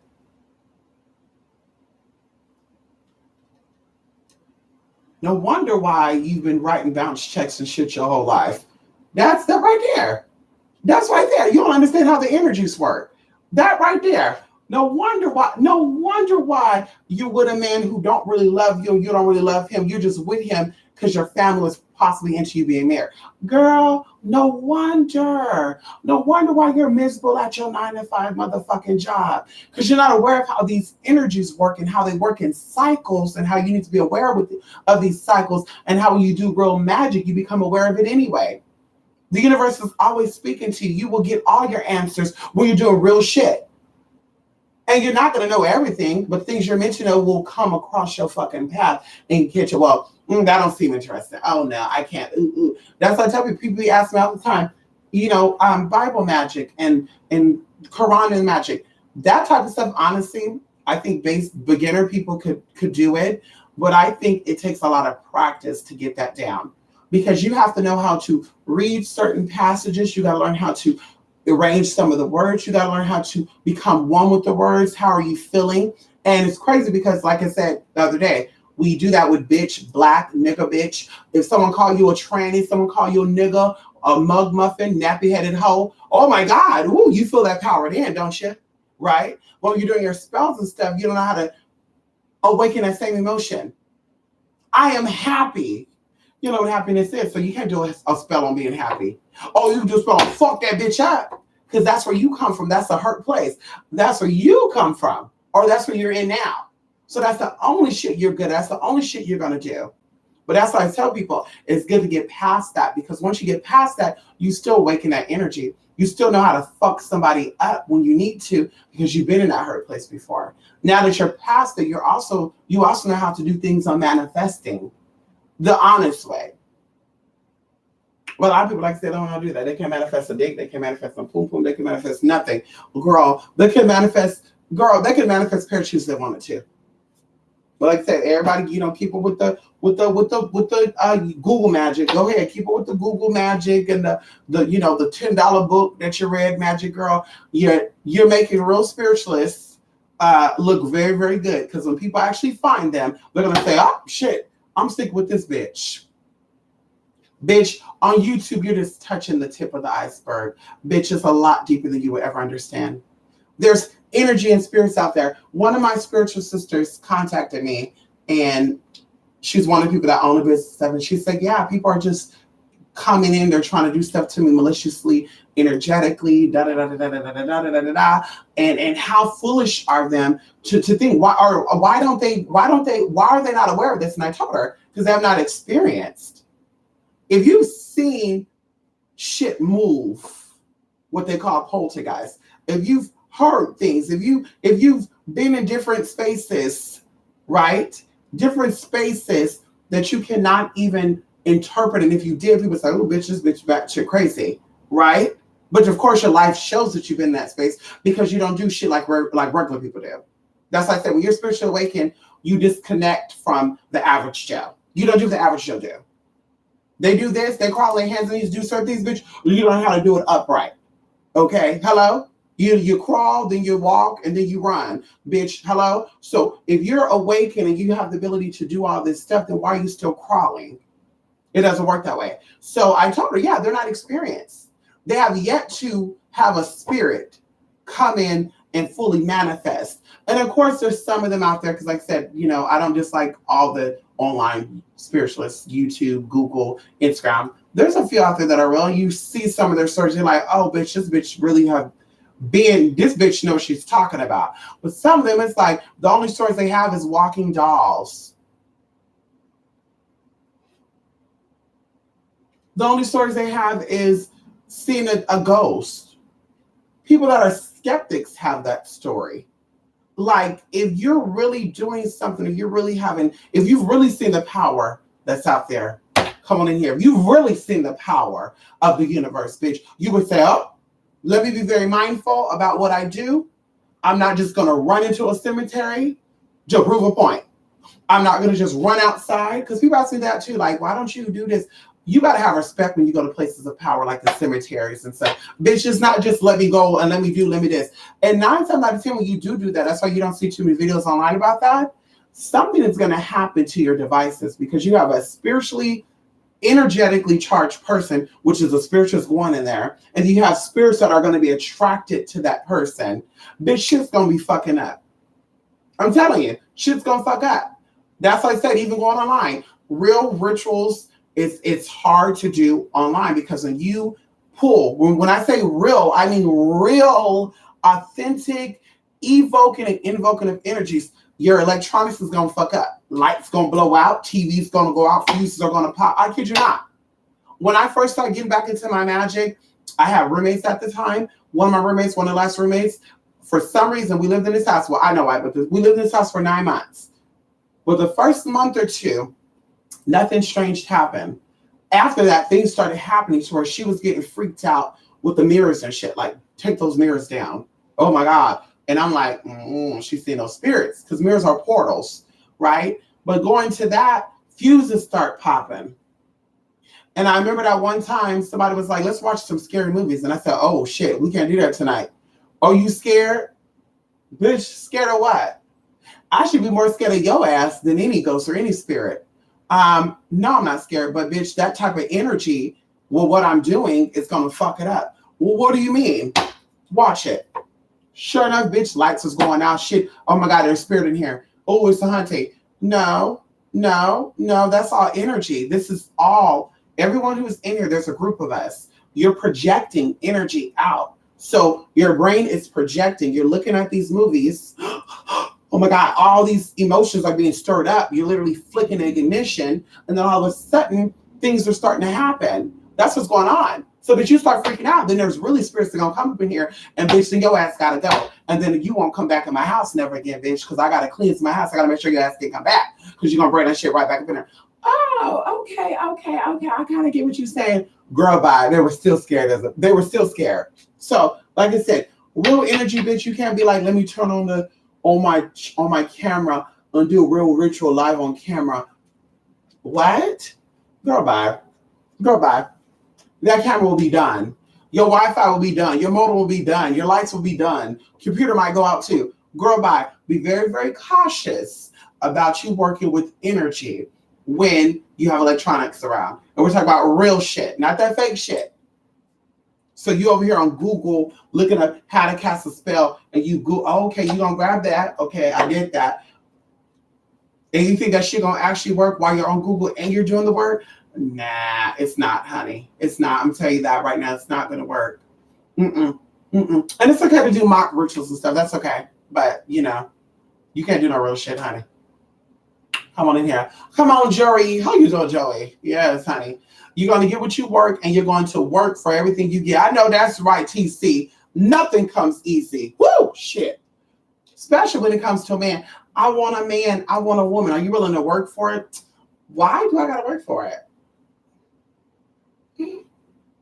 You wonder why divorce rates are so high because nobody worked for it. Nobody wants to climb to get their fruit. Everybody wants the low-hanging fruit. Come on in here. Everybody wants the low-hanging fruit because they got a pussy. I want it. Because she got big titties. I want it. Because she can have 3 kids. I want it. This one can have kids. I don't need her. That's fine. That bitch is a low-hanging fruit who could have the children. Go ahead and get her. Nobody worried about that. Come on in here. Well, she just the girl. Hey, work it out. Anybody could buy beauty nowadays, honey. You really shouldn't be dating nobody for their beauty because anybody could buy that. I wish I would date a man because he looked good. Bitch, please. Bitch, you can buy that. They got face lifts, tummy tucks, sculpting of chins and jaws and noses and microdermabrasions and chemical peels. Girl, bye. You take ripple still skin, bitch, and make him into something, bitch, with the right amount of coin. Bitch, please. You better ask somebody. Nobody got time for that. Play it off if you want to. Oh, she look good. Anybody can buy that. Yes, it is. Come on in here, Plant Care. The meditation video is still up, or the classes are still available up until the 10th, Plant Care. Come on in here. You talk about the trigram meditation. Oh my God. We've been actually getting ready for that. So The trigram, if you don't know, trigram is written syllables and or letters. So this meditation has three techniques that are going to literally implant something or weave something into your fibers to where you're going to be at a certain space. And that's all I'm going to say. Anyone who's taken the trigram meditation class or is paying for the live event, I want you to come back after 30 days and give your testimony. The Art of Conjuring class, I don't know if y'all been doing those meditations regular and stuff, because we wait on, I want to hear some teas for y'all, some testimonies. But this trigram meditation, I guarantee you're going to see, because these are two of the techniques are actually given in some organizations all across America. You'll be paying $15,000 to $50,000 to join to get that tea. Come on in here. And one of them has been practiced long time ago. But a lot of people know about it, but it's very, very powerful. And you have to know people to know about it. I'm actually excited because the information in this meditation class could have been put into the Bible class. It could have been put into all the other classes that I have on there. But see, Spirit tells me what to do, what not to do. And whatever Spirit said not to do, I don't do it. So there's been times I said, I'm going to do. And Spirit said, no, don't you do. So I said, ooh, let me not do it. So this information that's in this class, one of the techniques I could have put into the Bible class. I could have put into my other classes that are online. But I felt like it would have been too much. But that technique, like I said, is going to be very, very simple, but very powerful. And this has to be done every single day if you want to maintain something. Now, if you don't really give a fuck, you can do it once a week, once a month. But it's so simple, you're not going to mind doing it every day. You're going to say Mystic. Matter of fact, I'm going to say to you all, whoever signed up for it, I'm going to say, Rika, hey, what's going on? Did you do your thing today? It's none of my business. I'm going to say, Rika, you doing your meditations today? Like, I'm going to ask, because these things are going to change your life. I'm telling you. You're in any type of situation. Love matters, health matters, relationship matters. This class, trigram meditation, is going to change your circumstances. It's going to cause a paradigm shift. Let's go, honey. Come on, let's go. It's going to cause something to be unlocked. And you're going to say, damn. And I say 30 days because it takes anywhere from 21 to 30 days to build a habit, and it takes 90 days to break one. So that's closer to the 90 days, and you're going to say, oh my God, and my brain and my mind. And then, like I said, the first time that you practice this technique that I'm speaking of in particular, you're going to say, I feel something, because I kid you not, I've not done it in such a long time. I'm grabbing my notebooks. I'm going through. I'm like, oh, I haven't seen this book in a long time. There's a book I have with like crayons and shit on it. I haven't seen this in a long time. And I'm like, wait a minute. That's what I was offered that class. And I said, you know what? Let me try that. So I'm going, Zumble. It's actually in Hebrew. And I kid you not, I instantly felt something, you guys. And I said, bitch, I'm probably feeling that because I know how powerful these words are. And then I said, bitch, I need to use you. So, bitch, we went to Applebee's. And I said, girl, I want you to repeat after me. And I said it, and she messed up on the third one. But I said, we're going to do it again. And I kid y'all not, she was like, are you okay, girl? What happened? Girl, I don't know what that was, but I felt that. What did it feel like? And then she said, and I said, oh my God, girl, this shit, it works. Like I said, I used to get into meditation so much, you guys, but because I actually do more work for people than I do having no time, I can't really get into my meditations like that. But I'm definitely going to start giving myself 2 days out of the week to go back into what I used to do so I could get back to that point, because I kind of, like I said, kind of abandoned and kind of went into helping others, because you have other people that you help, you can't really focus on yourself. Like, okay, today I'm going to meditate for 3 hours on this, and that. And then I'm like, oh shit, it's 12 o'clock. I got to do that ritual for that person. Oh shit, I got to read a book today. Oh shit, I got a consultation. Oh shit, I got to drive out to Copperopolis. Oh my God. Oh, I got to go to Sacramento. Oh, oh shit, wait. Oh, I can't do that today. I got to do that tomorrow. Oh, damn. So it's always something like that. I don't have time for it. Okay. Come on here, plant care. Who's y'all? Yes, honey. Come on, Shamanika. Yes, honey. Love that name, honey. Come on in here, honey. Y'all know that's right, Shamanika. I don't like the word witch. I feel like the word witch is so close to the word bitch because I think that witches are viewed as bitches.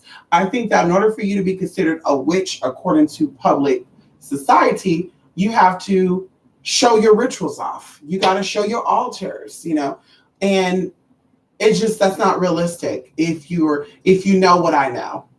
If you've been a part of a actual spiritual if you're actually a part of a spiritual community, no matter what it is, Navajo, Indian, African, Congo African, Southern African, no matter what, if you've been a part of any type of spiritual culture, right, you will know there's a time and a place for everything.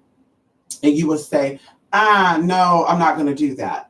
You're not out here showing off altars. You're not out here being disrespectful because now you're disrespecting your spirits. If an altar, and I want y'all to think about this for a minute, for those of you who are not really sure about what altar is, if an altar is a place for your spirits to come and to entertain you, or a portal for them to come in and to have basically a safe place, why would you then get on the internet and know that there's somebody that don't like you and say, this is why I keep my spirits? Because that's what you're doing when you show off your altar. This is why I keep my spirits. So now, going into real spiritualists, they see what you're doing and they literally can pull that energy and do whatever the fuck they want to do with it. Why would you do that? So the fake spiritualists have you thinking that we're going to show off our altars. We're going to show you the work that we're doing. We're going to go in the cemetery. We're going to record that. We're going to go into the temple. We're going to record that. Baby girl, you don't do that. You don't. That's very disrespectful. And you wonder why a lot of these motherfuckers are sick, broke, and just really, just honestly, they're just there. Like, they might be here on YouTube reviews and all that, but ask about their private life. See how put together that is. See, that's what I said. It's about spirit, not about people. Because ego would say, let me get the views. Let me get my subscribers up. Let me do what I can to get these likes.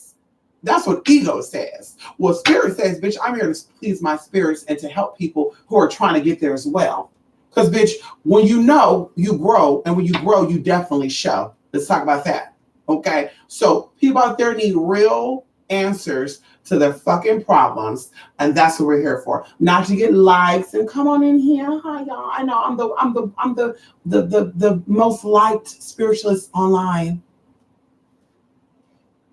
If that's your tea time, if that's your kindergarten playtime life, go ahead. But see, we're working with spirits over here, girl. We're establishing new relationships and building on them. So that way, eventually, bitch, we'll have what I said we were going to have. Where, bitch, you will have to pop up and pop out. Come on in here. Come on in here. Come on in here, Lotus Flower Bomb. How you doing, honey? You've been on my mind lately. Lotus, what you been up to, Lotus? You've been on my mind, lady, honey. You always on my mind. Come on, JL. I came in the right time. I know that's right, JL. Who you doing? Yes, honey. Come on, Grand Madam. Good morning, honey. That's right. I know that's right, honey. Low-hanging fruit is never ripe, and the fruit at the top of the tree, that ripe be the best. I know that's right. And see, that's why you married. And see, a lot of people don't understand that. Happy marriages. People that are happily married understand what they got to go through. People that are not happily married, it's like, how did you get your man? Well, he was dating my best friend, but he didn't want her. So then we hooked up, and now, oh, bitch, that was real easy, sis. That man didn't fight for you at all. How did you meet your man? I went down to the bar. He was getting drunk. I was getting drunk. Before you know, we changed numbers, and we've been here for 20 years now.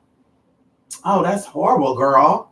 Damn, no wonder why he done fucked all the girls in the bar, and he's still doing it, girl. I decided with the club the other night. Oops, I shouldn't have said that. Okay. How did you meet your woman? Well, I was walking through the mall. She had some Daisy Dukes. She had those big old double D's hanging out. I went up to her and I said, yo, can I have your number? She gave it to me. We had sex the next night, and the rest is history. Oh, my God. So this is why she going crazy, because she dickmatized. And I hope she know that one day your dick ain't going to be able to get up. Okay. Oh, it's always going to be okay. Well, I hope she's still going to be there. Okay. Titties going to sag, ass going to sag, everything going to sag. And are you going to still be there? Oh, okay, because you said you got her when she was wearing coochie cutters, and a low hanging tank top. Yeah, okay. When those titties hang so low that the tank top will hold them up, and the coochie gonna be so low that she can't wear no more coochie cutters. Will you still be there looking? That's the question. Or you gonna jump to the next best thing? Like I said, that's why the shit's fucked up now. People don't value friendships no more. People don't value business anymore. People don't value partnership, period. Partnership. And it's why you have horrible, my friends backstab me, they left me, they don't like me. My best friend left me, my man left me, my best friend. We have relationship problems. Yeah, I've had 7 baby daddies. I'm not married to none of them. Just all that. That's why we have this. High divorce rates, husband cheating, wife cheating. They're not finding any happiness within the home. And some people don't need to be married, to be honest with you. And they're forcing themselves to get married because they believe they have to be married. Bitch, if you're not building, you don't need to be married. If you don't see yourself with do y'all see this shit right here? Yes, girl. This is my bundles, girl. This is one of my bundles, girl. A piece of one of my bundles. Yeah, we're slowly making that wig too. But anyway, but that's why shit be fucked up. Like, you have to work for it. I don't want a man that I can easily get it. And that's what I was telling my friend out there, because she was trying to tell me, she loved when she could just get a man like that. Listen, that's why I'm single, because I could just get a man like that. I want a man that's going to be like, put up a fight with me. You know what? You're not really my type. Because then I know, like, bitch, what I'm doing is really magical, right? Right? Like, if I just, okay, spirit, Oshun, bring me this man out, and I walk out, and everything hanging out, and the man walking to me and say, yo, what's up? You look good. I'm not going to say, yes, I manifested. Thank you, Oshun. Because, bitch, he was looking anyway. There was probably other bitches he was looking at, too. But if I walk into an office, and the man act like he ain't looking, and he a Christian or nerd or something, and he just really trying to do this, and I'm like, hi, how are you? And he's still never seen, not even looking at me. And I'm like, okay, bitch, we're going to do some work on this motherfucker. Now we talking. But, bitch, the what? The nigga that done had it all, give it all, he like to spread it wide around the whole damn city. You say magic manifested him? God bless you. If that's manifestation to you, I will hate to see when you actually manifest something. Yes, I would hate to see that. Yeah, I would hate to see that. When you manifest some real bitch, you can't sleep at night. Can we talk about that? When you manifest something, you can't sleep at night, bitch. And we're not talking about worrying about how you're going to take care of it. But, like, I can't believe this is my reality. I can't believe that I manifested this. I can't believe this. Like, whoa, like, that's true manifestation. But, oh, I know I was going to get it. Yeah, I manifested that motherfucker right there. Oh, hell yeah, I did. We can all find a man in a bar. We can all find a nigga at the shop, at the barber shop. We can all find a nigga at the gas station, at the liquor store. Some of y'all can go into the church and find a man, though. Some of y'all can walk into a legal office and find a man, though. Some of y'all can go to the airport and find a man, though. Hello? Are we talking now? Some of y'all can go into a real estate office and find a man. Oh, shit. Girl, bye. Some of y'all won't have the pleasure to ever get... Let me stop. Come on in here, Jay. Listen, I told my sister I'm not a witch. I'm a practitioner of the arts. Light, dark, because I'm a student, just as I'm a teacher, too. We are always growing and evolving to my higher good. That's right. That's right. That's right, honey. And when that stops, bitch, you know something ain't right. Someone was asking me, because someone was in a situation, and they were asking me, how do you know to do that or not to do that? And I just said flat out, when you know better, you do better. And when you know better, it takes a conscious effort to know better, because knowing is an energy. So when you want to know better, better comes, and it shows you how to do better. That's what I was saying. It says when the student's ready, a teacher appears. Same thing. If you're constantly every day saying, today is the opportunity for me to make my life better. Today is going to be better than yesterday. Today, I have another opportunity to make my life worth living. Then, bitch, today is going to be the day that new opportunities are going to come to you. You're going to say, what, who, how, when, why, what should I do? And it doesn't mean the first opportunity that comes, you should take it, though. But it definitely means, bitch, you definitely are opening up the doors. You're making the progress. But if every day you say, oh, I'm just bored today, it's the same day as it was yesterday. Woohoo. Well, you're really not looking, baby. That's why. You really don't give a fuck about your life. That's why you don't care about real magic. That's why you don't care about learning the arts. You don't care about learning how to meditate. You don't care about learning how to light a candle. You don't care about learning anything that is going to benefit you on a magical level. You just care about the fun stuff. But we say this, that magic is very humbling. Experience happens during your magical practices, and they're not always good, but they're definitely going to take you where you need to be. So you learn how to tweak and say, okay, that was a little too much. Because I told you guys, I know someone who did a money ritual, who wanted a lot of money. They did a huge money ritual. And the blessing came as a curse at first, where they burned down their whole damn house. And outside of that house being burned down, they had a huge settlement, a settlement that they didn't even know they had. Until when the insurance company called us and said, listen, blah, blah, blue, blue. And they said, oh my God, I can't believe this. And I said, see that right there? So you have to learn how to ask, but be specific. Because the Spirit said, oh shit, I want to end it with this. The Bible says, oh, come on in here. We're going to end this. We're going to end this with a Bible scripture for all my hoodooists out there.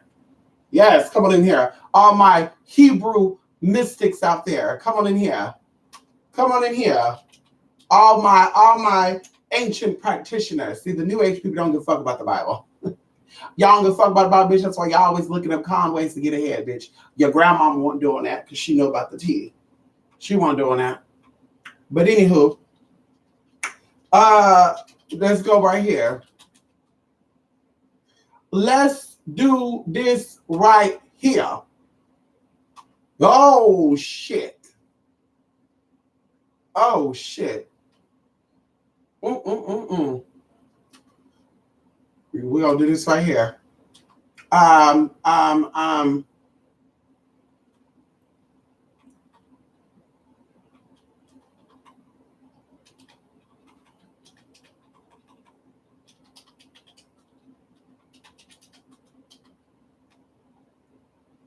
Oh, is this it right here? Oh, shit. We got lucky. We got lucky here, y'all. We got lucky. We got lucky. Come on in here. We got lucky. Or let's say spirits blessed us, honey. Oh, shit. Can we talk about this? Now, we're going to drop a few scriptures. 7 is a lucky number. So we're going to give you 7 powerful scriptures to think about when you're doing your spiritual arts. When you're doing your spirituality, we're going to give you 7 scriptures. We're going to start out with Matthew. Oh, shit. 21:22. Woo. Very similar as Mark. I think it's Mark 20:11-23 or 21:11. Oh, shit. I can't remember. But anyway. Oh, Mark 11:23. Matthew 21:22 says, and whatever you ask in prayer, you will receive if you have fucking faith. Oh, shit. Come on in here. And faith is knowing that it's going to happen. See, praying is the act of focusing and speaking into existence what you want. I'm going to be. I am. And see, when people do magical stuff, they always say, please, God, please, Oshun, please, grandparents, please, ancestors. You're supposed to decree and declare, oh, shit, with authority, because this is your life. See, you're not being submissive to your own situations. And that whole, please, I would love it if you could do this. Bring me my house. Bring me my nigga with the big D. Like, girl, you going to say, I have my man with the big D already. And I thank you, Oshun, for bringing him. Come on in here. I have my man who loves me for me and all of me. Thank you, Oshun, for bringing him. Hallelujah. Because see, there's no time and there's no space. So whatever you ask in prayer, you will receive it if you have faith. Speaking it into existence, honey.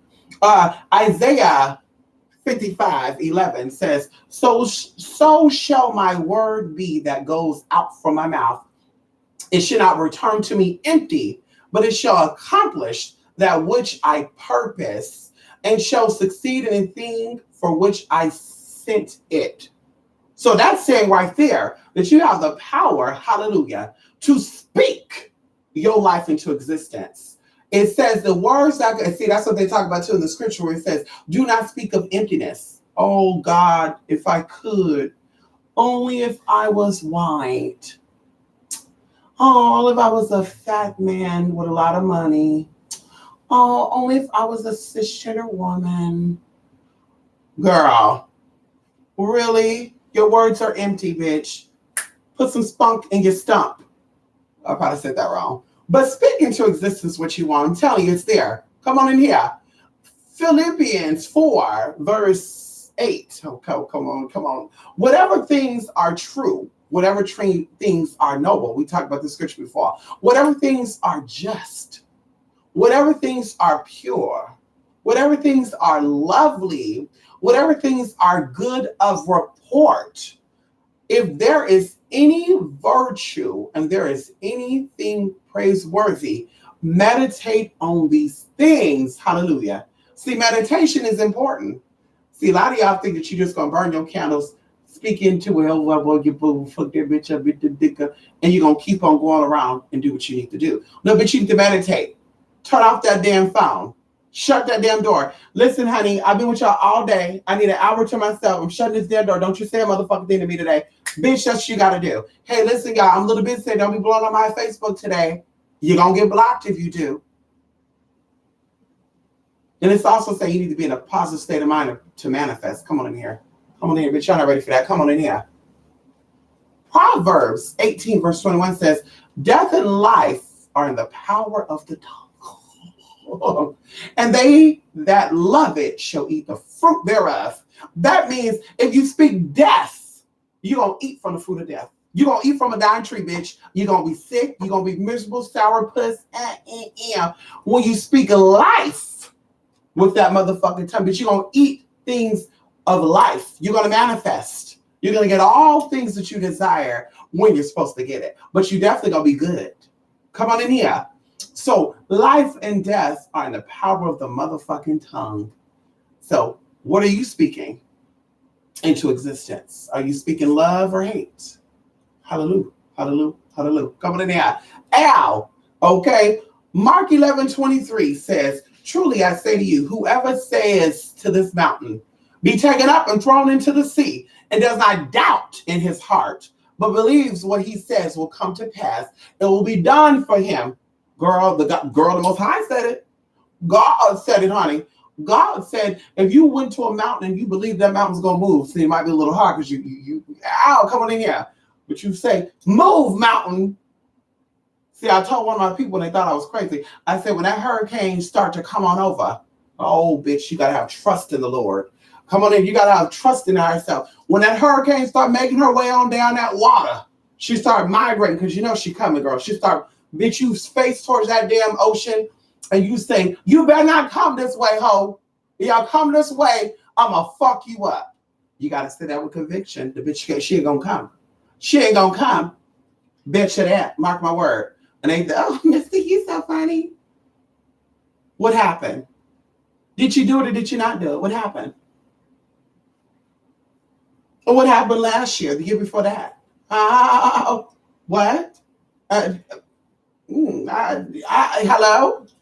I'm waiting. What happened? Was it cute and fun then? No, it wasn't. It happened, didn't it? Okay.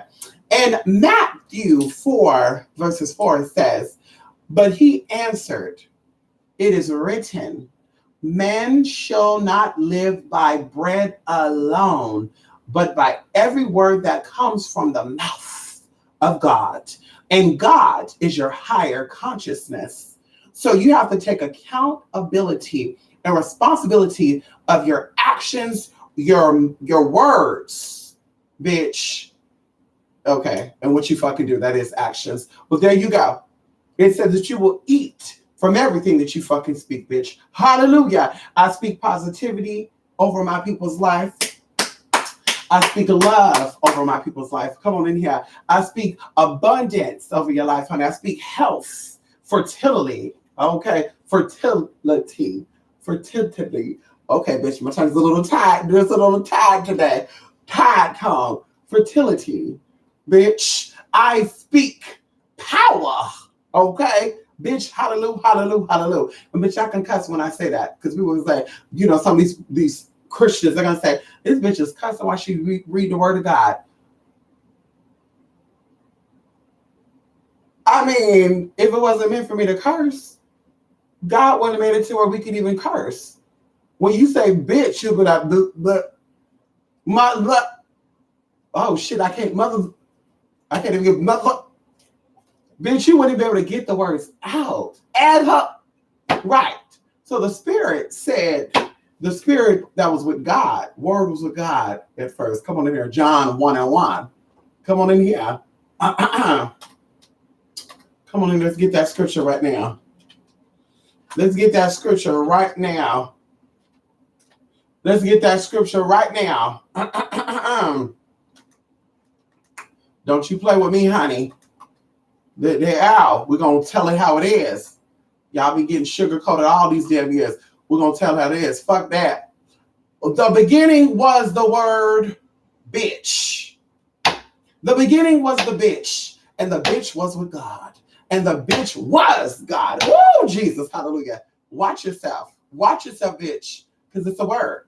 It says in the beginning was the word. Whole, nigga, back, basic. That's what it said. Nothing's new under the sun. Bitch, you call us whatever the fuck you want to call us, bitch. It is God.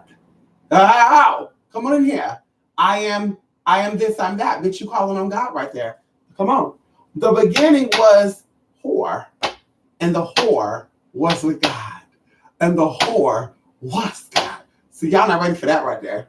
Y'all want to be keeping it. Y'all want me to keep it cute and be fake and shit and say, that's not what it said. I know that's what it said, but it said the word. Bitch, the word could be anything. Is bitch not a word?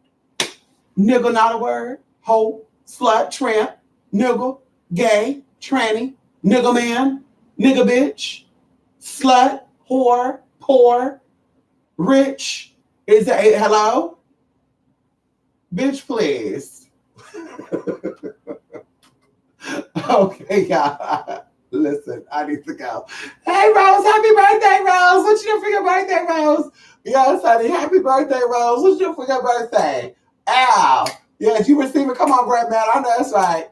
Yes, honey, I proclaim it. Listen, I'm telling y'all, Mark 11:23, I'm telling y'all, that song has got me out some situations. Come on in here. That song, that scripture, but there's a song that has that, shit. There's a song that has that scripture in it, and it's called that scripture. And that scripture have got me out of some places. It done got me into some places and out of some places. Come on in here. See, I grew up in the church. I grew up in the Baptist church. Had pastors, cousins, and uncles that are pastors. They still are in the Baptist church. Come on in here. And they backslide and they use scriptures to hex and curse and bless and pull on in and all the good stuff. But either way, I learned how to read the scriptures and how to feel the scriptures within me.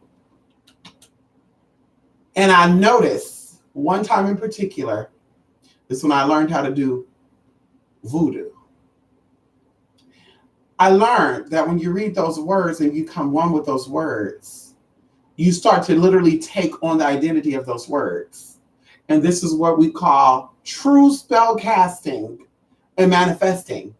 So you become one with those words and things start to shift where you're like, bitch, no way. Let me try something else. So literally, I'm not going to give out that secret. Never mind. Never mind. We're going to keep it like that. So listen. That's it. Words have power, and the power comes to you, or it comes to life when you instructed to. Because it says that, oh, come on in here. Aren't you a god or a goddess? It says that in the beginning was the Word, and the Word was with God, and the Word was God. Come on in here. So in the beginning was the Word, which was separate from God. It was not even in physical form yet. It wasn't even in flesh form. And then the Word was with God. So now we know that the Word and God was close to close, like right, ooh, ooh, ooh. Then all of a sudden, the Word became fucking God. So the Word was there. Then the Word came here. God said, oh shit, what the hell is this? All of a sudden, bitch, God realized that he was the Word. Come on in here. So, or she was the Word, or they were the Word. So the same thing with you. You're wanting that house, that car. You're wanting that pregnancy. You're wanting that man. You're wanting this life that you want. But you have to realize that you are that life that you want. You are that man that you want. You are that baby you want. You are. So what would you do? Come on in here. Hallelujah. What would you do?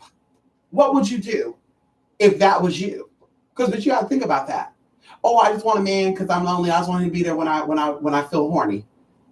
Don't you say that. Bitch, I'm telling you right now, don't you say you don't want a man to help you when you're horny. Because, bitch, after he done helped you with your horniness, bitch, oh, shit, you're not ready for this. He gonna go ahead and go down to the stove and help the next bitch her horniness too. Bitch, you better get that shit together. You better stop playing. Y'all better stop playing with these spells and shit. You better stop playing with this.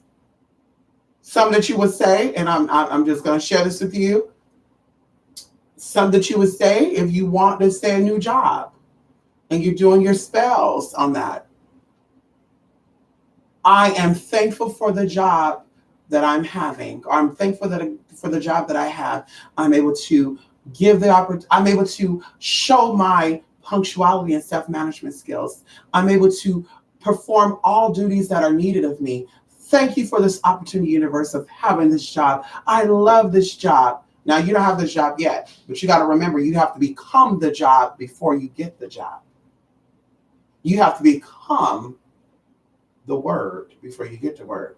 It says in the beginning was the Word, and the Word was with God, and the Word was God. Oh, shit. Y'all not ready for that right there. And that's why we talk about the power of 3, 2. The Word was in the beginning, 1. The Word was with God, 2. The Word was God, 3. So, but you talk about the Holy Trinity right there. You talk about the Mother, the Father, and the motherfucking Holy Spirit. Oh, shit. Y'all not ready for that. You talking about the triangle right there. You talking about, see, right there. You're not ready for that. You're not ready for that, honey. Stick to those Hakuna Matata, Macheta Mamana. Somebody was saying a spell has to rhyme. I was looking at a YouTuber's channel, no tea, no shade. And they were like, yeah, when you write your spells, make sure they rhyme. That helps your brain to get there. I'm just like, you need your brain to help you get there, bitch. Read a motherfucking line of a book. If you want to find your man, let me tell you something. There used to be a movie, but we can share that. There used to be a movie I used to watch that you can't really find it anymore. But it's a low budget movie, but the movie just made me feel so good, y'all. And one of my last minutes actually manifested with this movie because I remember I watched this movie 3 nights in a row. I used to fall asleep to it. I had a TV 19-inch with DVD and a VHS combo in the TV. Walmart sold it, I think, for like $119. So I watched this movie consistently. And I remember 3 nights in a row I watched the movie because it made me feel like a lovey situation. If you want another movie, I will tell ya. But it made me feel just like I was in a lovey moment. And then I went on this chat line. And honey, you know, the chat line girl, the guys will be cute as hell. They'll sound cute, but they'll be ugly as fuck. But this guy actually sounded cute. And I just felt a flame with him. And we only dated each other for like 6 months, but still. And the only thing why that ended because my life was changing. You know, so was I going to take the man or take my life changing? Take the life change because the man will always come. Who's on? So the man, we met up and he said, let's go out to eat. And I said, oh my God, he want to go out with whoa, he don't know what I look like. Honey, what? I could be why you want to go out? Okay. We went out. Everything was new, y'all. It felt like we knew each other. Everything was good. It felt like we knew each other for such a long time. We talked and talked and talked and talked and talked and talked and talked. Y'all, we were talking like literally from like 9, because, you know, booty call hours is after 11. So I would never have dates after 11. Okay. You always want to make your dates in the daytime or before 11 p.m. Okay. 11 to 3 is booty call hours, honey. Anytime after 6 in the morning is not booty call. Okay. So make sure if you're going to hang out 11 to 3, bitch, that's booty call hours. And the man want to hook up around that time, bitch, he's trying to fuck. So anyway, so we were just out until 2 in the morning at this restaurant, y'all, talking for hours. They did not kick us out. I don't even ask how, but we talked about so much stuff, y'all. Then I said, oh my God, we have to do this again. Okay, we'll do it this weekend. So we did. And then, y'all, we ended up watching that movie together. And guess what? He loved that movie so much. Like, oh my God, I'm just being so right. He loved the movie like I loved the movie, right? He loved it like I loved it, to where that would be every time we come over. And then, of course, Tyler Perry, Why Did I Get Married, came out. And then that was the new thing. But yeah, something happened with that too. But anyway, so that movie y'all brought me. That's why I said, bitch, when you trying to be in love, you got to do everything that makes you be in love, honey. You got to become that experience. You know what I mean? You got to become that. You want that good man? You know, the man is already there. How you doing? I got enough space in my closet for him. Enough room on my bed for him. We got 2 beds actually. We could start in there, make our way in here. Hell, we could start at the front door, make our way into the kitchen, down to the wash machine, dry, make our way down the hallway, come on down, come into this room, finish here, go around and go into the bathroom, go through the other door, go into the walk-in closet, then we'll finish in the motherfucking bed. How you doing? Okay, y'all, I'm getting too excited. Oh my God, y'all, I'm getting too excited. We see that new name, Jay. Come on in here. Yes, honey. Yes. Psalms 27:5 says, for in the days of trouble, he will hide me in his shelter. Come on in here, protection prayer. Oh, shit. I need you to, love me, for I need you to research the whole Bible. We love the book of Psalms. And, you know, I'm not like cutting it or anything. We love the book of Psalms, but we definitely want you to get into Nehemiah, Exodus. We want you to get into Matthew and Mark and Job and Proverbs and Romans, Philippians. We want you to get into the Ecclesiastes. I know I'm saying that wrong, bitch. Fuck that, bitch. My tongue is tight, bitch. We were talking for a few hours now, honey. Fuck that.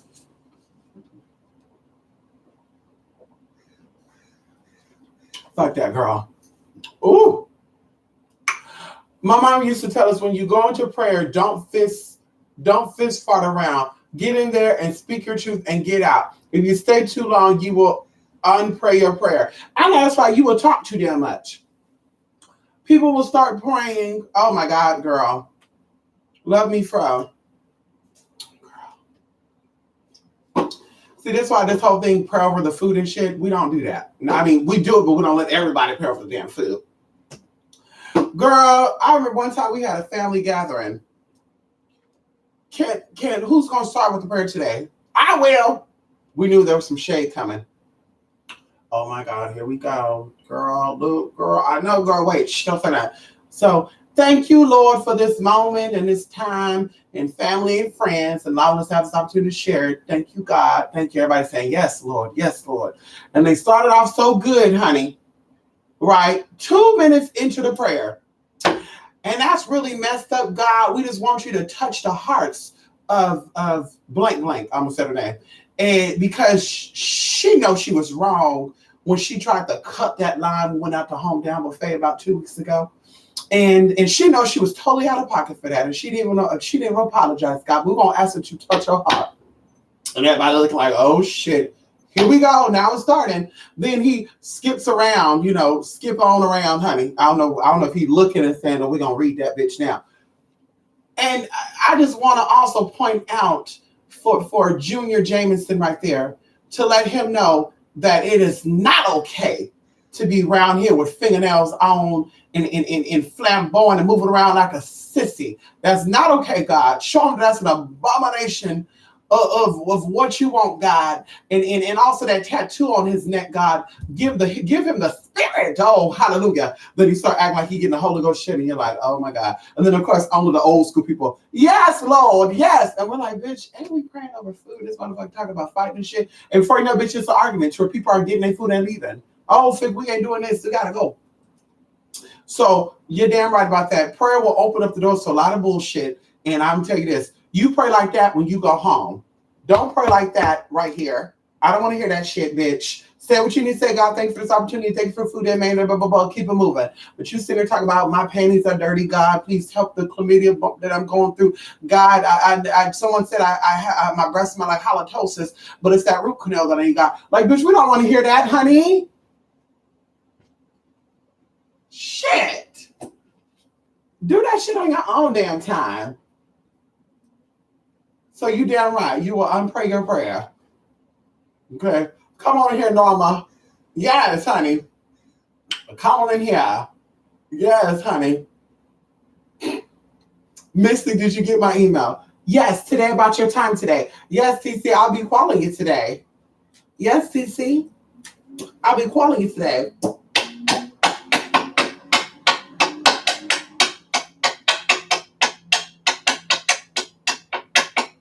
Oh, he was ready to go outside, y'all. He looking like, bitch, am I ready to go outside? You already went outside. Come up here.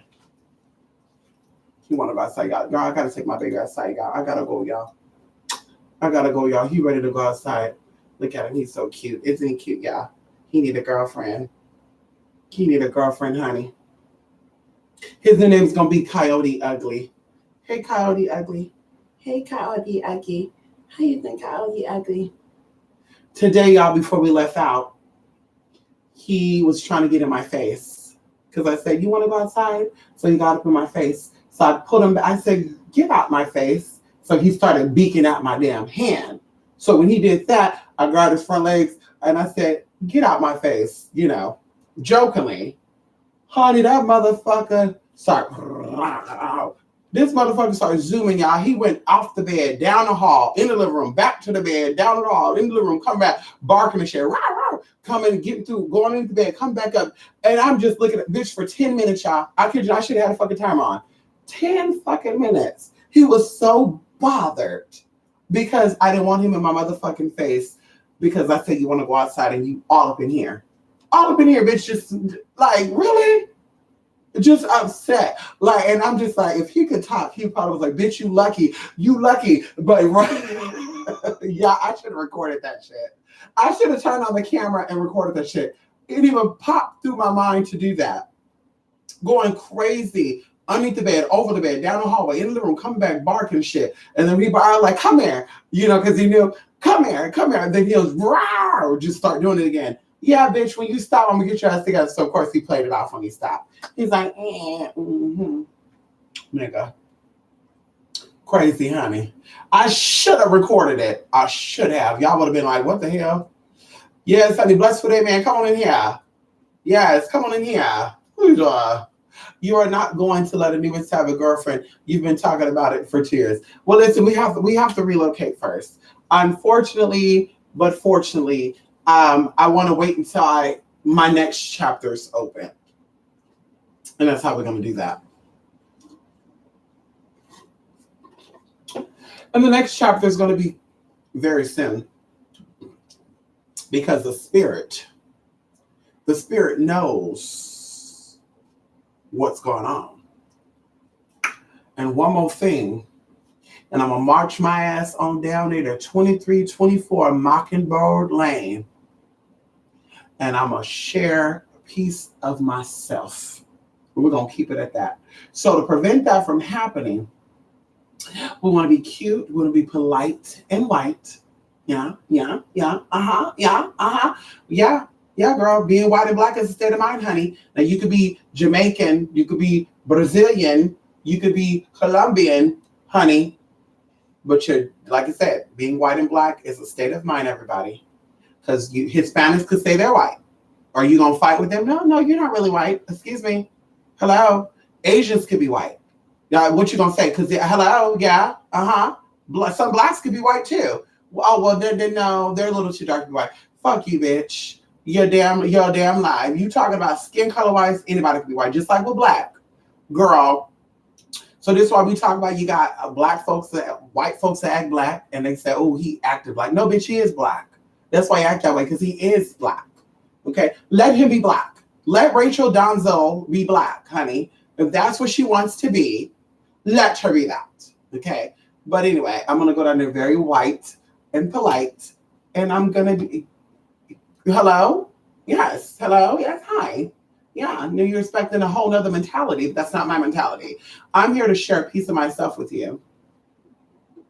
And it might get a little nasty. You might want to call somebody because I'm sick of it. You mother sucker flucker. There we go. Sucker flucker. It actually offends them more when you don't cuss them and you call them sucker flucker.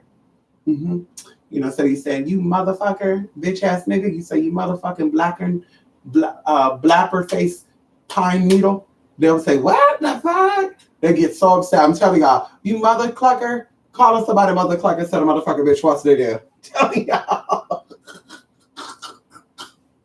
I'm telling y'all, they gonna want to fight you as if you call them motherfucker. Like, really? Bitch? They were like, what? How dare you call me out my name? I call you bitch all the time. You don't get upset. When I say Blitch, you're offended? Or you call him Blanche? Like, bitch, Blanche. What the fuck is Blanche? That's not my name. Well, I called you a bitch before. I guess that's your name then, huh? Okay. But try that, y'all. You mother clucker, get your flipper pancakes, flabber blaze, please, over here. Bitch, they're gonna be like, what to what? Oh, they're gonna get frustrated.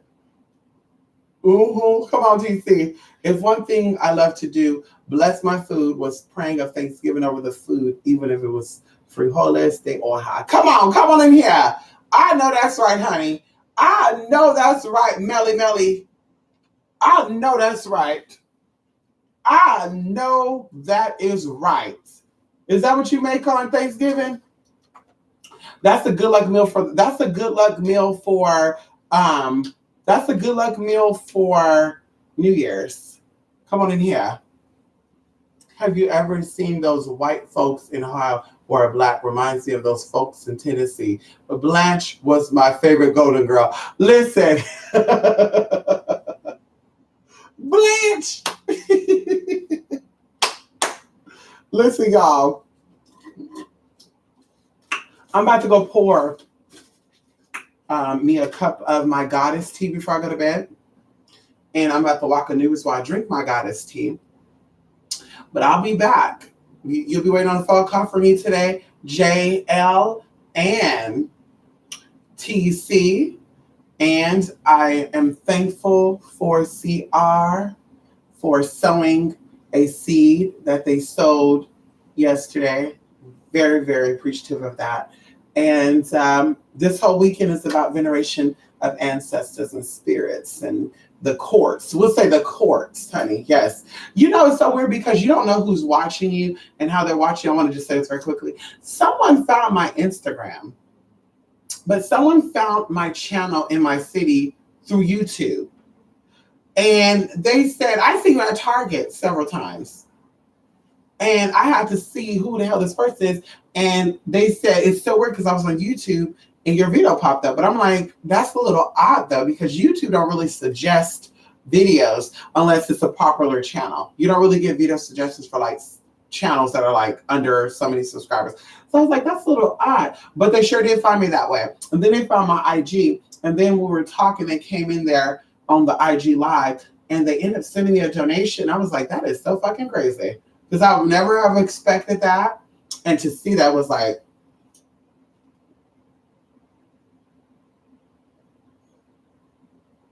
I don't know. That's unexpected. All that is unexpected. You don't expect people to give you stuff when you're about working for it. You don't expect handouts. You're about working. We can sit here all day and talk about GoFundMe, give it to me, send it to me. But bitch, I'm about working.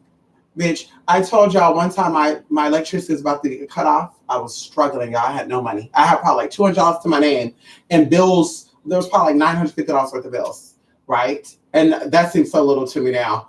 But it was like $950 worth of bills. And somebody said, yeah, I need your help, blah, blah, blah. And I was like, okay. But I said, you know what? Would you be willing to help me pay this if I help you with that? Oh, yeah. And that's what happened. So, like I said, I believe in working for what you need, not just asking for it. And if you don't get it by trying to work, then that's spirit telling you that it's not meant for you to have. But in this circumstance, I know it's meant for me to go at least to one of the areas that I'm going to go to. And that's exactly what we're going to do for sure. And possibly even the second part because of what CR sent. We'll cover that. But the other parts, I said, bitch, we'll wait for that if we have to. Because, girl, congestion of traffic, all that good stuff. I'm thinking about that too. Like, ooh, girl, oh my God. And then they said more people turn up than expected. Then, bitch, then it'll turn into an actual event. Not just we're going to meet at a random place. Now, it's, yeah. So I'm like, ooh, I don't want to think about that. And of course, we wouldn't meet up in my room that I'm staying at. So there's just a lot of tea that happens. But like I said, I'm excited to go on this voyage, and it's going to open up many opportunities for other things. And like I said, I can't tell you exactly what we're doing. Maybe you'll get a video, some pictures. I'm that type of girl that like to live in the moments, Anyway. Yes, honey. In these phones. She was an old hoe. Hey, J-Lo. It's these phones. They ping each other. What happened? Very true. People have taken GoFundMe for granted. CC, you got people out here GoFundMe me that claim to be a powerful witch, know about prosperity rituals. Some of them was even trying to talk about a closed mouth don't get fed. So you know how to do energy work to manifest money, but you're physically going to tell people you need money. So why do the ritual? That don't really sound, to me, that don't sound right. If it sounds right to you, please leave a comment or, let me know. Because that just don't sound right to me. If you're going to ask physically for it, the whole world, hi everybody, I'm looking to raise $1,500. Send me over a donation anytime you can. Then you're going to do a money spell on it. It's kind of like, why do the money spell? Because if you ask, more likely somebody's going to give it to you, especially if you got followers and shit. Like, what's the point in doing that?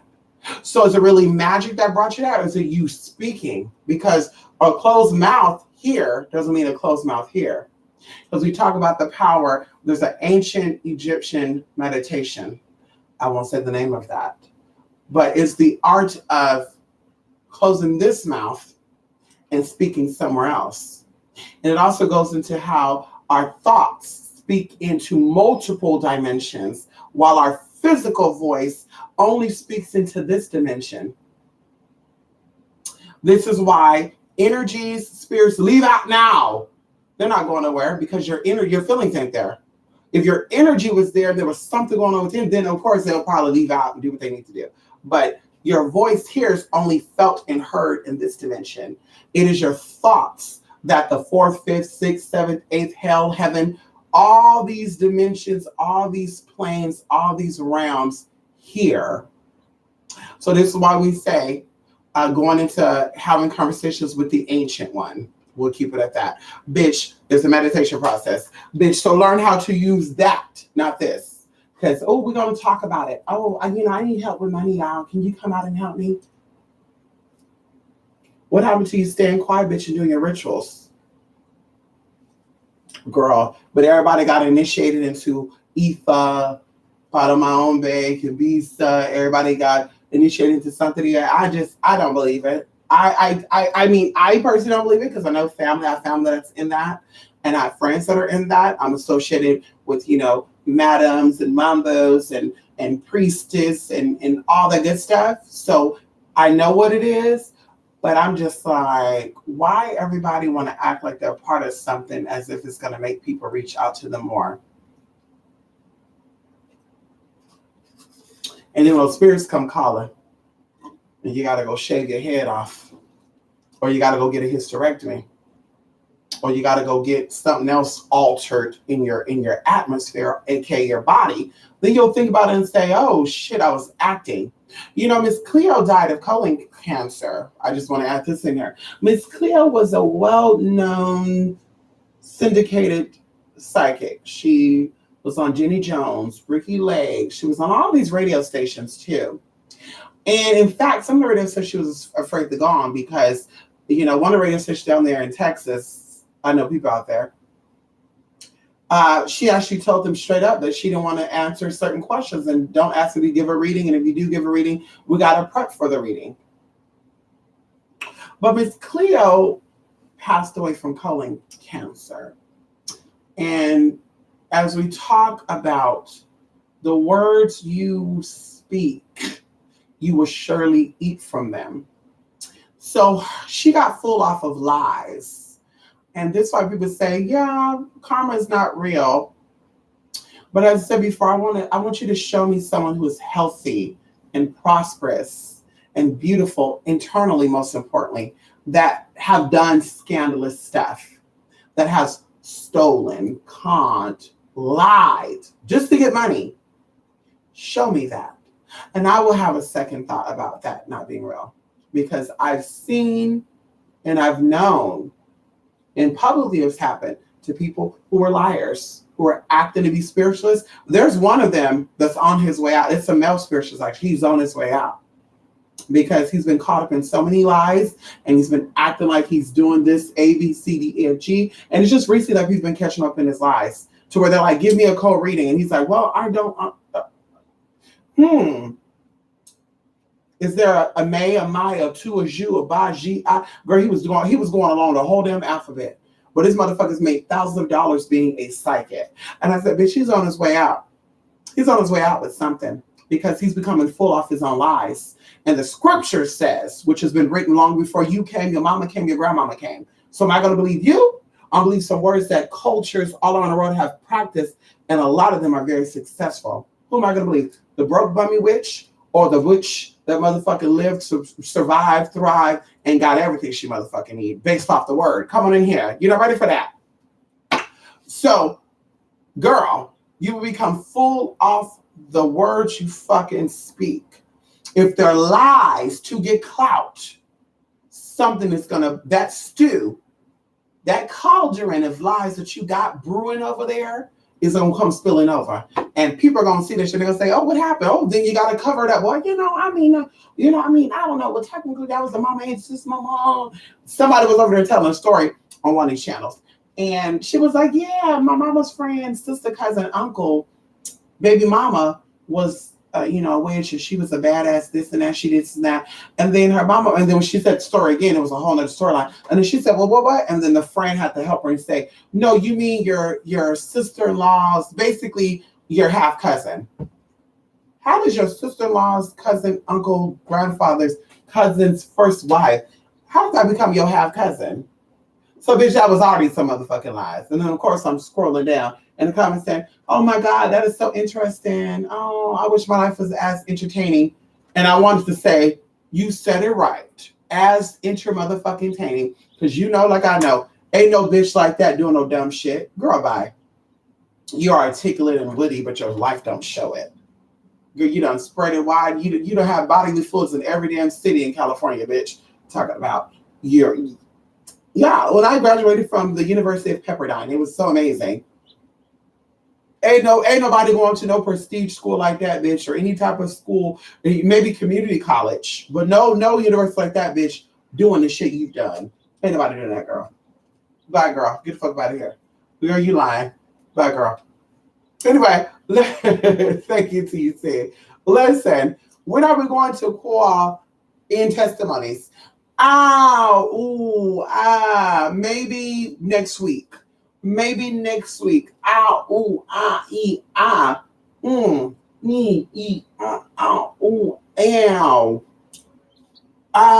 maybe next week. Maybe next week. Yes, maybe next week. Maybe like Tuesday or Wednesday. We could do that, okay? Come on in here, TC. Yes. So listen, y'all. Let me go. The sun is up. I gotta walk my baby. I gotta drink my tea. I gotta put this phone on a charger. It's motherfucking dead. Excuse me. I gotta put this on a charger. Look, girl, she trying to tell me that she dead. Look at her. She not really dead though, because she died at 2%. So they reserve 2% of your battery. Anyway, let me go. Let me get my tea. Let me go, honey. To Spirit Mystic. The number 2. spiritmystic.blogspot.com, where you see the current deals, all that good stuff, and also 28spirit8mystic8@gmail.com, where you can email me about questions about products and services, and of course, kind of do your research on things, and then ask, because some people don't ask things like, well, what is a spell or what is a ritual?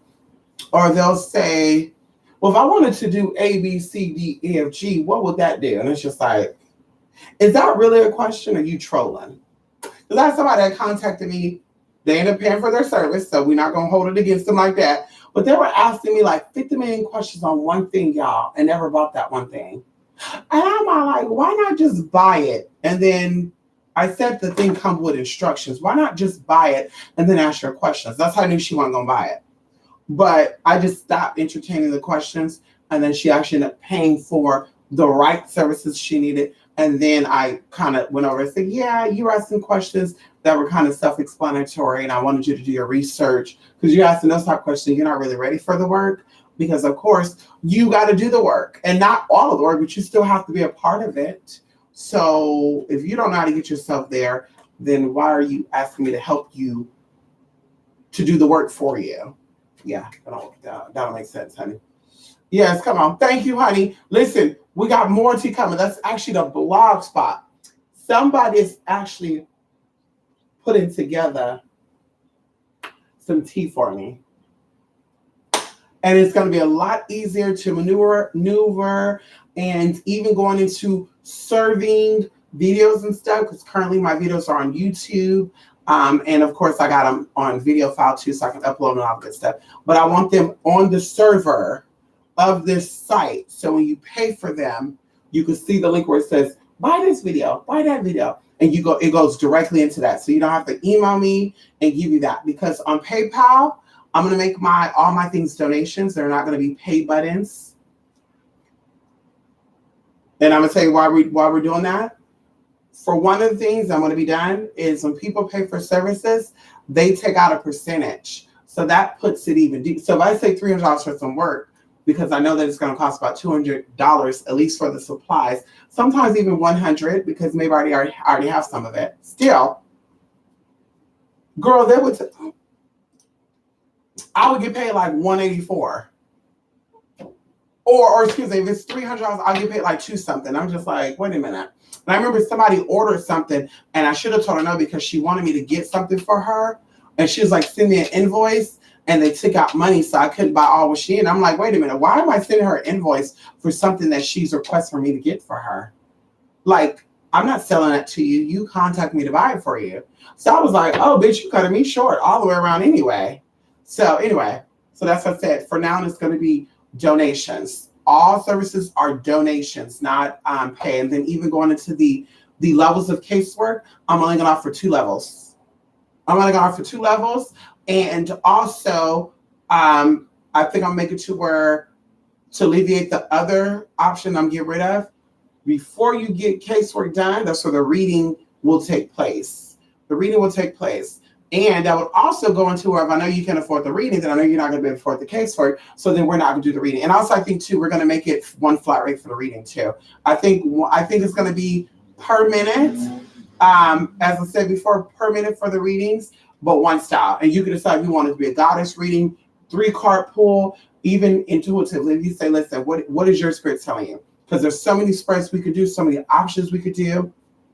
And that's how I think we're going to do it. So simple, not all these options, different readings. You know, what's the difference between this reading and that reading? Nope. So 2 options for casework, 2 options for spells, 1 style of reading, or 1 reading price, which is based on per minute. And then you can pick your style or whatever, but you're still going to be charged the same for all of them. And then there's going to be a lot of other tea. Like I said, donations, not payments. And then also, like I said, I'm going to do readings on certain days now, Mondays and Fridays. And of course, if Friday overflows into Saturdays, I'll do that. But the other days outside of Monday and Tuesday, you have to pay for urgent reading. So that's the type of reading plus the fee. Now I think it's $25, and then it's a flat rate for the reading. But like I said, now it's going to be per minute. I'm going to have a timer. When that minute is up, I would say up. Time is up. You're more than welcome to send another payment over for, some more time. If not, we're going to end it here. And I hope I answered all your questions. So we're going to keep it cute. That'll help things move smoothly. Same thing with levels of casework. I've done levels for casework of people. And they're like, well, what's that? And what's this? And what's this between the Abbas Deep level and this level? And I explain it to them, and they're like, okay, let's do this. And we do it. Then they're like, wait. I think I want to do the Abbas. So I have to say, okay, well, this is the difference between that. So send this amount of me trying to pay for this. So we don't want to do that. There's going to be 2 options, possibly only 3 options. So that's including the Abbas level as well. So you're not doing 6 different options. And then like I said, that's what we're going to do.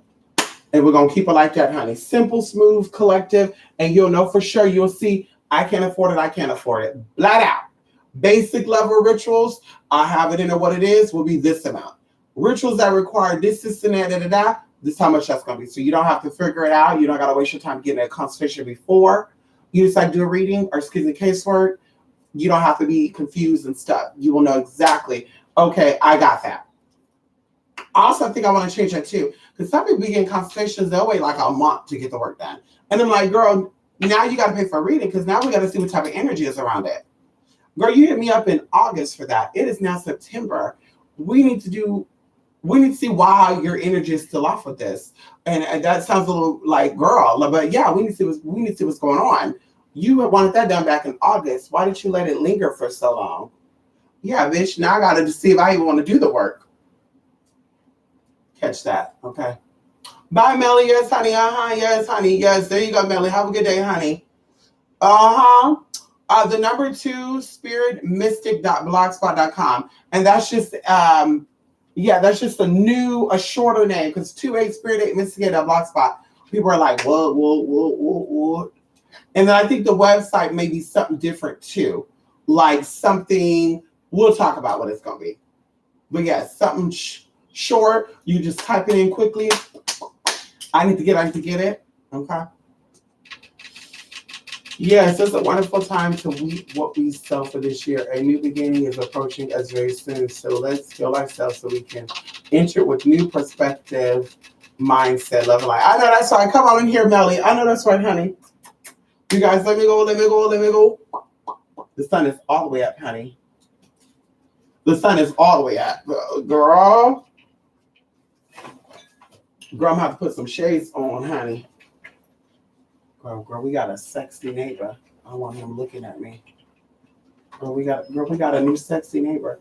Hell yeah, bitch. I want him looking at me. Girl, he'd be like, hey. Mia. I'd be like, hi, honey. Be like, what you up to today, Mia? I'm like, oh, shit. Oh, he's trying to conjure up that spirit, honey. Working? Yeah. I'm working today. Yeah, that's what I'm doing. Yeah. Oh my God, all my phones are fucking dead. Let's see if I got one more working phone, honey.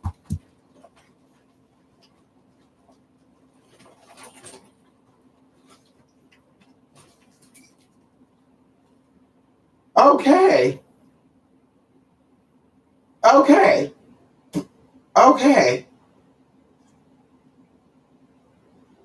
Oh, girl. Ooh, Baton Rouge. Oh, one of my Baton Rouge people just hit me up. Y'all, let me go. I didn't even hear this song go off. Did y'all hear the song? I didn't hear the song at all. Let me go walk the dog out so I can drink my tea and I can take my ass to bed, honey.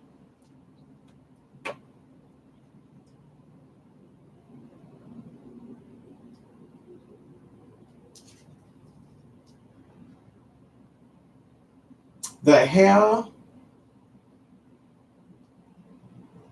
Ooh, motherfucker. Yeah, let me go. Bye, everybody. See y'all later, honey. Thank you. Come on, Tasha. Yes, honey. Ooh, Tasha, I'm sweating like a dog right now. Let me go. Love and light, everybody.